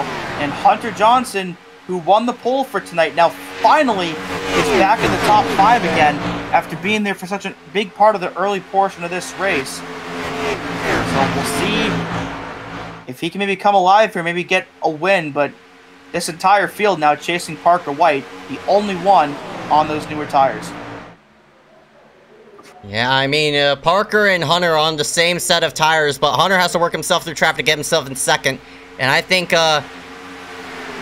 with these 3 drivers between Parker and Hunter, I think Parker has this deal sealed up for another W, his 3rd, if he can finish it off up in the top. But we'll just have to see on how it'll all turn out, as Malachi is going to fall victim to the progressive banking here at Kansas. Trying to work it down low is not going to happen. Now in the hands of that number 12, who's rim riding right up against the wall. That is as close as you could get as Schmidt comes down on Malachi. Under 15 to go as the 90 and 79 go at it once again for 3rd. I think, and Schmidt gets the turn, and he's going to hold on, but he's going to lose a spot to Hunter up high. So that's going to drop him down to 5th and actually 6th. As the 49 of Sartage also gets by Schmidt. So another costly move there. We saw Poindexter lose 6 spots before. Now the 79 drops 3. So these small mistakes could end up coming back to hurt these guys. That, we'll see where the points shake out, of course, after next week. But, these couple spots they just lost right there, you never know. Those could be the difference to moving on and going home. My, oh my. Malachi looks like can't get the bite on the bottom side of the racetrack, so Hunter now into 3rd. And with Malachi using the bottom in 1 and 2, Sertage is going to try to dive bomb into 3 and get that position. Not going to work out for them. They're going to be side by side momentarily. And Hunter sneaking up to the backside of this 41.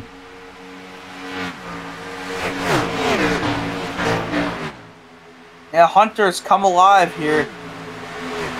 Since he hit with Parker White, but and Malachi has to hold on to that car, and I don't know who else did. As look at that block down the backstretch. I don't know who that was on, but they're still scrambling all over the place as Parker is checked out to about a 2nd lead now. That was Casey blocking Carson Poindexter on the backstretch, and out of 4, Carson gets just a tad sideways as those two will go at it here. That is for 7th, 8th, and 9th with Aaron Brown there as well. So we'll see who prevails here to 1. That is really close between these 3 cars. They're still all over the place as they try to get themselves resituated. Aaron Brown is sideways. He's still sideways. Oh. What a save. Wow. 10 to go now as Parker's lead slowly increasing as Cole Williams gets put a lap down from that damage he suffered in that wreck with Jack D'Andrea. So a tough break there for the 42 as they're side-by-side now for, I think, 5th between Malachi and Schmidt, with Casey not that far behind, as well as Poindexter. So nice battle shaping up here as Sartaj tries to pull away from these guys now up into 4th. Casey got loose off of turn number 2, and Poindexter couldn't really go anywhere. He got boxed up on the high side, but man, Schmidt is too loose. Not going to be able to hold on to... probably going to hold on for a top 5 spot as he just about tags the wall off of 4. But still in relative distance to the 90, so he's going to challenge up here, going to whip himself up high. Trying to get a nose in, but Malachi is going to gun into the underside of Sartaj. This is for 4th. I think Malachi, in turn, is just going to follow the 79 through into 5th spot. But Casey's not going to let him go either, so 2x2 into 3. And I think the 9 is going to get this spot away from Sartaj. Drove that bottom side really nice, which again has been the inferior line for most of the night. And here comes Carson trying to pass Casey once again, as I think that's Trey in the 19, or the 19, making it 3 wide here into 1. As Carson completes the pass on Casey, the 87 crosses him over. The watch out, Cole is that slower car on the bottom, and looks like Casey's going to get held up by him. So SBM move themselves into, looks like 7th and 8th for right now. And it's Trey Shuttlesworth and that number 19 making some noise. 6 to go. Seems as though Hunter Johnson's not going to be able to power forward ahead of the 41. It's all a matter of how this fight goes on right behind. And Shuttlesworth is flying. I think he pit with Hunter and Parker, right? And no, contact between Sartaj and Schmidt, and that's going to allow Trey to get by both of them into turn 3. Put that 19 up into the top 5 for the first time tonight. I told you, he was flying and Schmidt got really loose off of the corner. He's on the wall! Oh no! Contact between him and Poindexter puts that 79 up into the outside wall, and this is going to drop him probably out of the top 10 here. And that is a really bad time to have an incident like that with only 5 laps to go. Virtually no time at all to recover from an incident like that. And that is going to cost Schmidt some valuable points here as this round, or this race is over. Contact with Casey Drake, and the 811 goes hard into the inside wall, and the caution will be out, and this sets us up for a green-white checkered finish. Oh my goodness. I think Casey tagged the wall. Aaron sort of followed him up there, and around they went, and Aaron had some damage, so... Oh my goodness. Right there. Hunter Johnson seems as though, I'm not sure what happened to him, but might have been a disconnection. Gone. But yeah, we'll see what happened as Aaron smashes into the inside wall. I think there might have been neck code here. We'll have to see out of 2. Racing with Poindexter and Casey. Oh, it just got loose. We saw that wheel hop from the 87. I wonder if there was neck code after the 11 tagged the wall. We're going to look here out of 2. Oh. Yeah, you see he's loose right there trying to gather it up. I don't know if that was netcode or if the 87 got into him, but the 11 goes around nonetheless and backs it into the inside wall. And that is a costly, costly spin there. And look at all the people on pit road as the entire top 5, I think, all comes down pit road. And Aaron is going to stay out here despite spinning. I wonder if he's going to try to, like, gamble this thing and maybe go for the win despite the spin. Oh, my goodness. Oh, man. That would be one heck of a call, and with only 2 laps left, talk about 2 tires. Spin and win if not bad. Yeah, that's right. So, in and out these drivers go. Off of pit road first is going to be Parker White. I wonder if everyone took 4. Yeah, it looks like everybody took on 4. Nobody gambled around with 2. So, I really do wonder, as Miller finally gets the free pass after being a lap down for around half the race. Cole's going to take the wave around, by the way. We literally just saw the 11 hit the inside wall pretty hard there. You see all the damage he has, but is he really going to, you know, maybe stay out and try to maybe... I don't know if he'd get the win with all that damage, but maybe get a top 5 despite that? I don't... Or is he going to pit here? I don't know. It would be one heck of a gamble. He's going to stay out! Oh my goodness, what a call! whatever to get yourself into the Final Four, and this is the... I can't... You know what? I can't blame him, though. That's right. I can't blame him either. Everybody came into tonight with the same amount of points, except for Parker. Everybody's sitting at 7,000.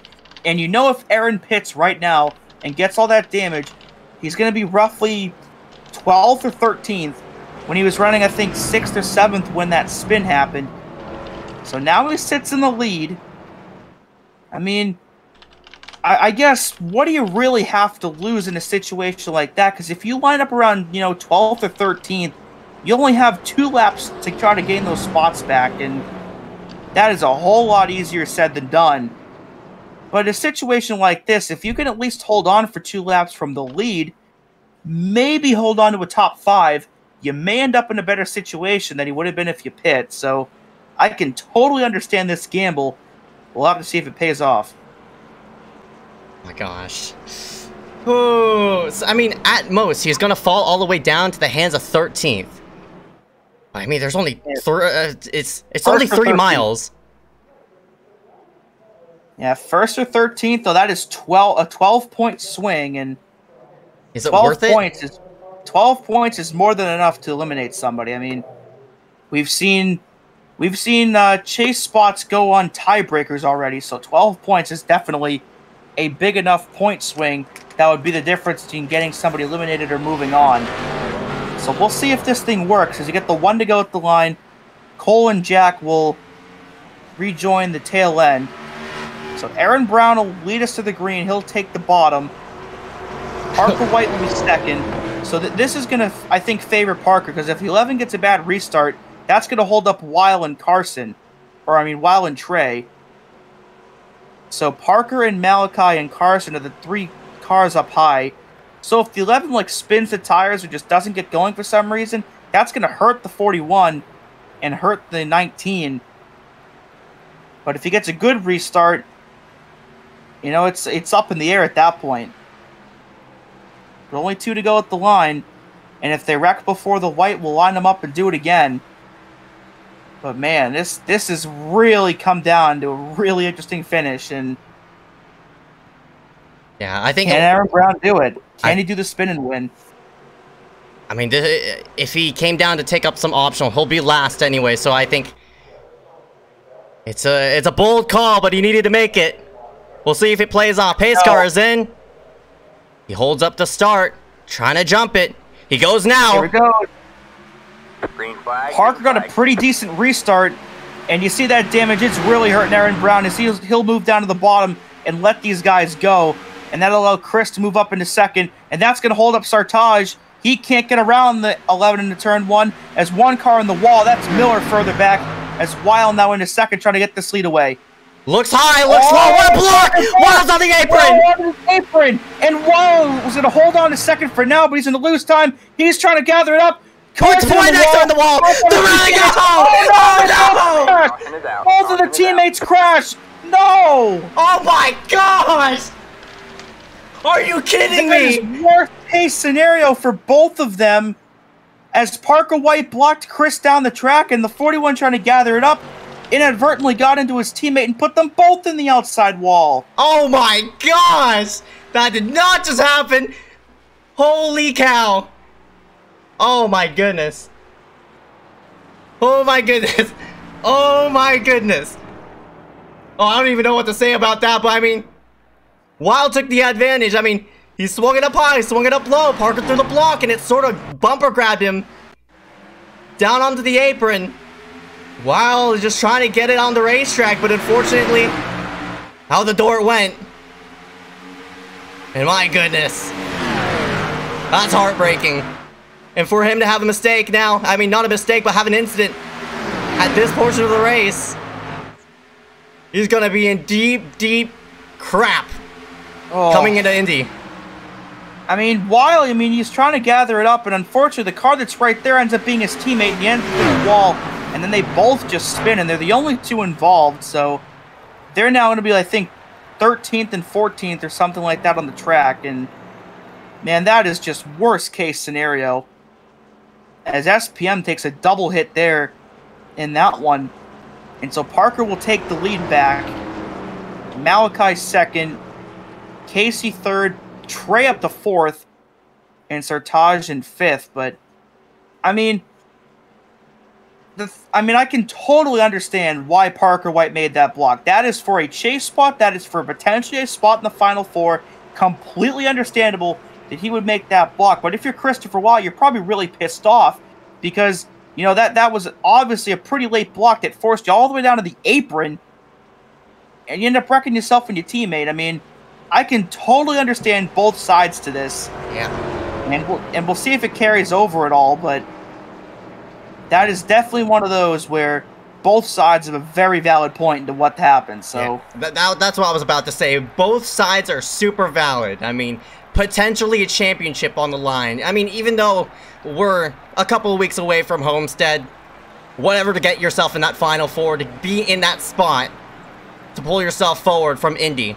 I mean, you only get 2 races each round. And if you make a mistake in one of them, it's only one other race to make up all that ground, so... Oh my goodness.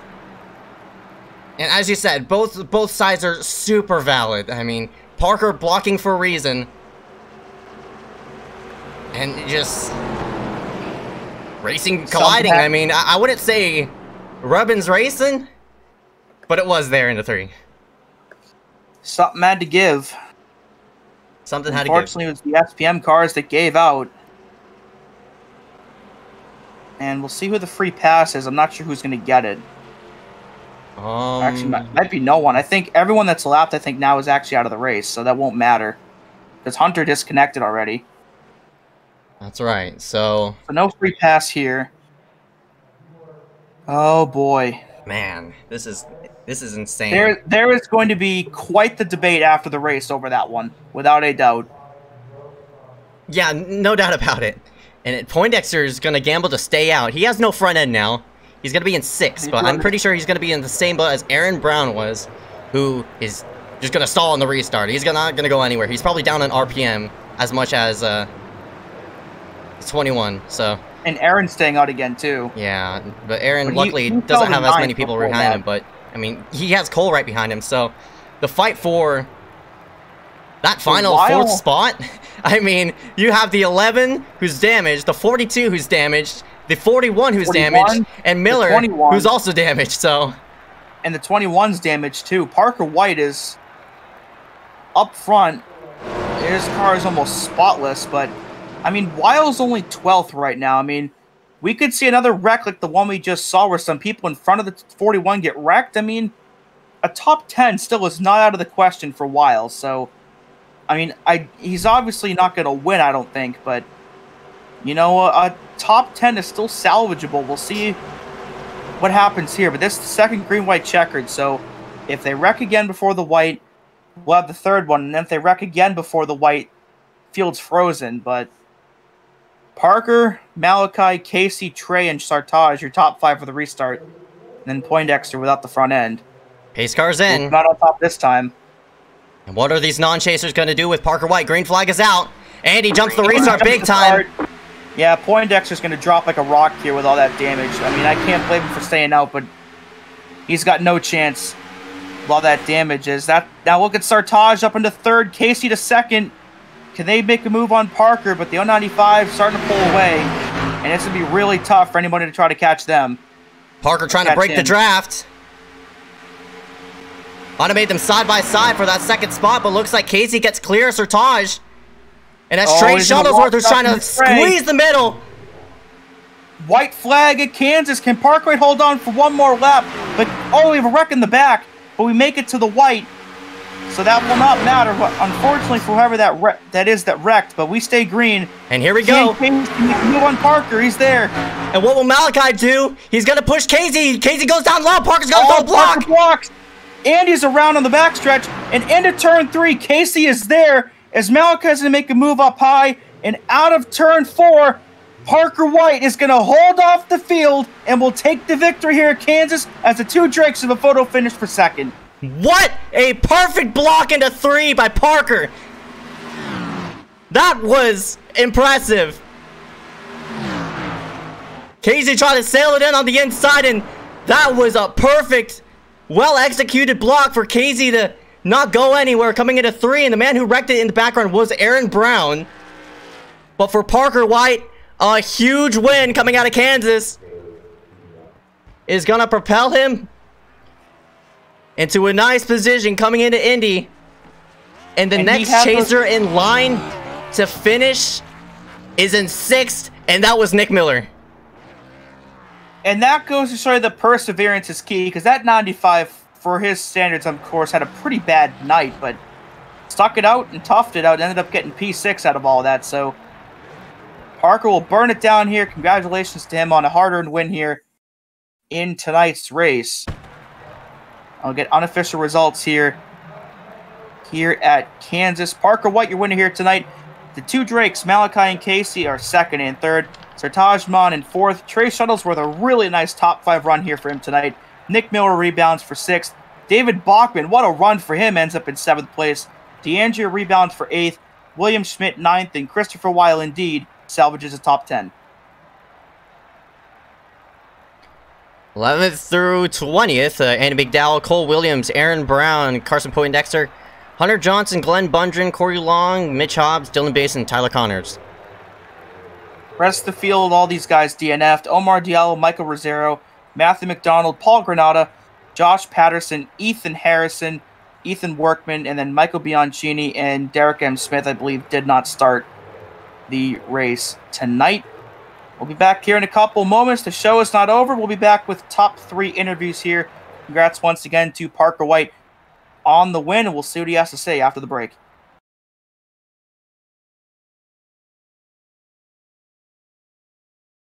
Dale Earnhardt, defending champion, a man who has won here at this racetrack. He has been absolutely second to none in 1987.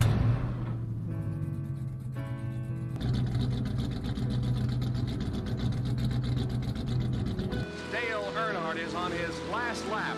This will be his 24th career win, his 4th win of 1987 out of 6. Dale Earnhardt wins the first Union 400 in North Wilkesboro.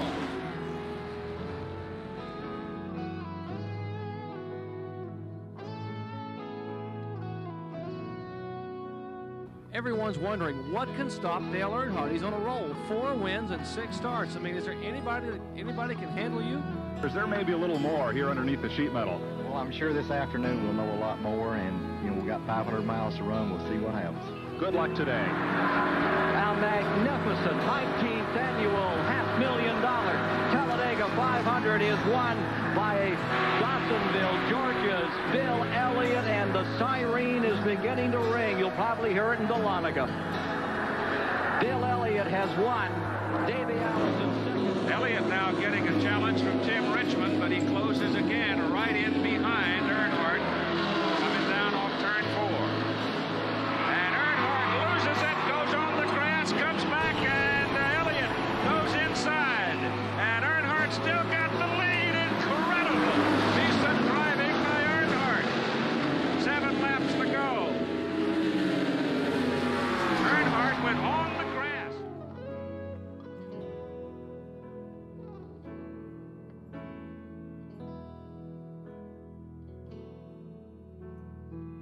Dale Earnhardt is reminding Mr. Elliott, you make one mess up like that, and I might get through.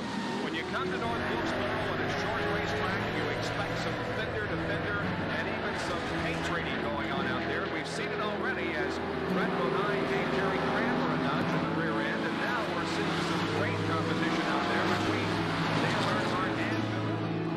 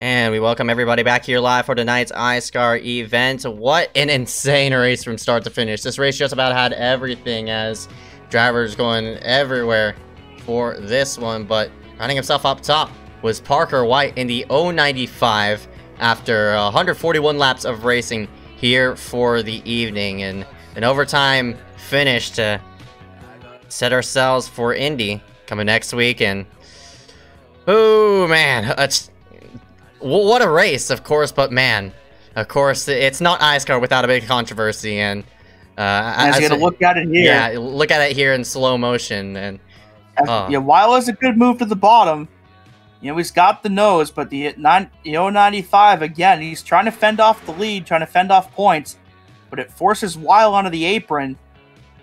So, you know, if you force the guy onto the apron, it might have been too late of a block, and unfortunately ends up getting to his teammate trying to gather it up. So tempers do be flaring here. I mean, Weil is not happy, and I can certainly understand why he's not happy, but at the same time, I can also, you know, I can understand why Parker's doing that. I mean, there's valuable points on the line. So it's a tough deal all around, because, again, you know, both people are going to say, well, I mean, I'm right, and you're wrong, but in the end, Parker's the winner, Chris is not. And we'll get a look and see what Parker has to say about it as we'll drag him into the booth here as the race winner. Parker White into victory lane here for tonight. Congratulations, man. You played, you worked yourself through the front after that, that caution really reset some things. And you led 25 laps to finish off the deal here tonight at Kansas. But, man, of course, the headline off of this race, of course, that big block on Christopher Weil coming into turn number 3. Just walk me through it. Yeah, I'm not really sure what, like, because coming off of 2 there, because I ran, like, the bottom through 1 and 2, and I saw Chris go to the top, and I knew that he'd have a run coming off of 2 there, and I saw him get the run, and I was going to try to block the top and the bottom if I could, because I knew the top, if he could have got there going through 3 and 4, and I was on the bottom, he'd get the run off, and then he could either try to get to my outside going down the front stretch, or he could try to dive to the bottom. And then he dove to the bottom coming off of 2, which is obviously nothing wrong with that. Like, we're going for the win. So I try to do a block on him like I should. And I didn't even go down the track that much. And I rewatched it on the replay, and it looks like he kind of just overreacted to the block. Like, I get why he would, like, try to turn down as much as he did. Because, like, if I was in that position, I would have thought that the driver, which it was me in this case, would try to keep coming down the track. But I knew in that situation that if I kept coming down the track, that I was going to get turned, and I'd probably hit the inside wall. So I just kind of yanked the wheel to the left a little bit just to try to show him that maybe I was going to try to do that, but I wasn't really going to try to do that because it was just going to wreck me and Chris. But yeah, I sent him down on the apron. Like, I think it didn't look like netcode to me, but it kind of did at the same time. I don't know. It's kind of weird to explain. Then he just came back up on the track, and I don't really know what happened from there because I didn't really watch anything else. But yeah, in the end, I'd just say that's just racing, because, like, if I wouldn't have pulled that block, then that just kind of would have been stupid just to not do that, because that might have cost me the win. Yep, that's all right. I mean, me and Dewey talked about it. Both points are, I mean, both sides of the story are just very valid off of that exchange, and you on the better side of that, coming out home here as the winner. Of course, coming on to Indy next week, what are you looking forward to there on the 2.5 mile track? I'm just gonna, like, I've been just trying to have a lot of fun with these races. Like, I started doing that probably a couple months ago, and, like, look at what we've been able to do. Like, if I wouldn't have gotten tent wrecked at Martinsville last week, we would have won 4 in a row, winning Las Vegas, the Roval, almost Martinsville, and then here tonight. So that would have been 4 in a row. So what I've been doing, it's been really paying off for me. And going into Indy, like, I had a league race there a couple months ago, and, like, I kind of played the like the breaking the draft thing and, like, getting through the corners perfectly, and I was actually able to pull out to, like, a 12-second lead at one point, which is kind of weird to think, like, at Indy of all places. So I'm just gonna try to take from that league race what I knew and put it into this one. But then again, like, with the new dirty air that's been put into play, I think that's gonna be a big thing, especially at Indy. just with the way that the package is and the way the cars drive there. So I'm probably just going to try to stay up front. But like that was kind of the strategy here tonight too. But like right off the start, we didn't really have much speed. And then I hit the wall a couple times, and I hit it again. Then I just wasn't paying attention one time, like probably halfway through the first round, and I like nailed the wall coming out of turn 4. I almost wrecked it too, but I kept it under control. Like there wasn't really even any chance of me winning this race if that would have went green. So yeah, like I said, I'm just going to try to have fun with it, and that should put us in a good spot. All right, about 10-4 Parker White in the 095 rounds himself out in victory lane for his 3rd Cup Series victory here tonight. Before I let you go, any sponsor want to thank here? Yeah, I have to thank Bungeon Lawn Care, Elam Media, and of course I've got to thank you guys up here at MaxB TV for all the broadcasts every week. All right, about 10-4 Parker White in the 095 rounds himself out in victory lane. Go ahead and see you covered in the next race, bud. All right, thank you. Let's get in the number 90 of Malachi Drake into the booth. Hey, Malachi, got a copy? I got you. Well, earlier on in the race, you were trying to stretch out the field to the end and one stop it to the end, but of course the cautions, laid waste to that, I guess. But with all that crazy stuff going around there on those last couple restarts, how'd you end up getting 2nd place out of all that? Well, I just hung with it. I had it all figured out. Like I had the winning strategy if it would have just went green, but it didn't. So I just, I was like, just got to drive as hard as I can because there wasn't much time left in the race. And luckily I avoided some of the chaos at the end and still got 2nd. Yeah, of course, not in the chase anymore, but still a solid run nonetheless. I mean, are you going to take this momentum into Indy and Homestead to try to maybe score some wins there? And, of course, the other series that you're still in contention in. Yeah, I just, it is a little disappointing not being in the playoffs after the interesting race last week. But, it at least feels good to finish 2nd. And for the other 2 series, it gives me some good momentum and confidence going into those, and hopefully make the Final 4 in both. Yeah, we'll see if you can do that, but definitely got the speed to do it. Before you let go tonight, any sponsors or people you want to thank here? I just want to thank my team and you guys for broadcasting. All right, Malachi Drake, runner-up tonight here at Kansas. Hope to see you back here for the rest of the season. Thank you.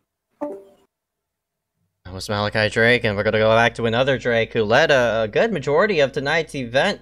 That number 87 to Casey Drake led 38 laps out of the 141. But Casey rounding herself out here in 3rd. Of course, during the late stages of the race, you were up and down through that whole entire top 10. Just walk me through before the caution came out there on how your strategy was going. I had to pit one more time, so I was actually gonna pit in like 5 laps. So it was kind of a good caution because everyone else had like a one-stop strategy early. At least my teammates did.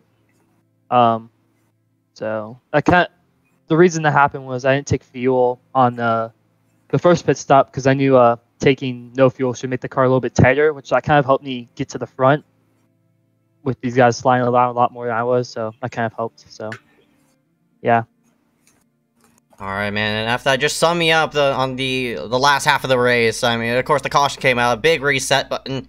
Just walk me through how you finished out here in 3rd. I kind of got lucky with a few of the late race cautions. I think, I guess, quote unquote, caused one of them. But I think Aaron hit the wall and I hit him and he spun out. So it kind of sucks for him. But that kind of set up a chain reaction of like me just picking off people one by one on the restarts. And I had the chance to maybe, I don't know, I probably could have moved Parker a little bit more there, but I don't know. It unfortunate, I guess, kind of for me, but still 3rd place was pretty good. All right, about 10 for Casey Drake rounds himself out 3rd after starting himself in 11th. Before we let go, any sponsors want to take? Yeah, I just like to thank my team, BDD Racing, Aaron. Hopefully he can make the Final 4. That would be a big upset. So that would be nice. And obviously team owner Eric Heater. And before I go, I have one thing to say quickly. Sure. How Give about it a chance, cause I like you a lot, Oh so I'll give it a shot. God! He really played that. He really played that. Okay, that's Casey Drake in number 87 of Casey Drake. Go ahead and see you coming next race, bud.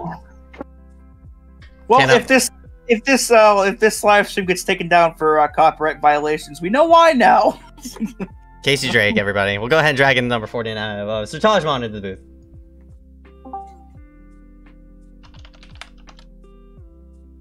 Hey, Sir Taj, get a copy? Yeah, I got you. Hey, you ran up there all night. Had a good top 10 car, ended up in the top 5. How'd you avoid all that chaos over those last couple restarts to get yourself in the position that you did? Well, I mean, the whole race I was just protecting Andy, really, from any real harm or danger. So, you know, naturally I didn't get myself involved in mini wrecks. And then at the end, my whole goal was to just not let anything happen to me. So I just kept it really safe until, like, you know, the last 2 laps, which I still didn't get into anything. Yeah, did a pretty good job of that. Minimal damage on your car. Of course, you know, not in any of the 3 series or 3 chases, but you plan on showing up to Indy, and if you do, I'm going to take this momentum here tonight and try to get yourself another good finish next week. Yeah, I hope so. Well, short and sweet, I guess. Before we go tonight, any sponsors or people you want to thank here? Nah, I don't need to thank anybody. Other than All Andy right, McDowell. Andy McDowell was the goat. Electric Boogaloo. Sartaj Mon finishes in P4 here tonight at Kansas. Hope to see you back here for the rest of the season. Yeah. I don't even know what kind of answer that was, but Sartaj Mon in 4th place. We'll go. I don't even know what to say about that, but it seems as though Shuttlesworth is not in the booth, Miller's not in the booth, so we're gonna go ahead and drag in the number 84, David Bachman, who finishes himself out in 7th place after starting himself all the way just about dead last, and he rounds himself out a nice top 10. How about that, Bachman? Congratulations on your 7th place finish. Just walk me through your whole entire race.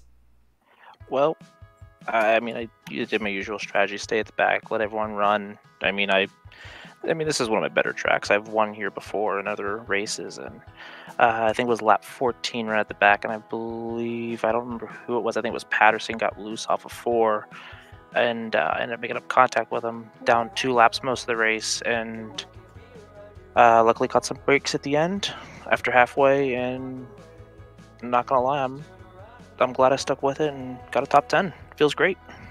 Yeah, man, that's right. Those cautions brought you back into the picture.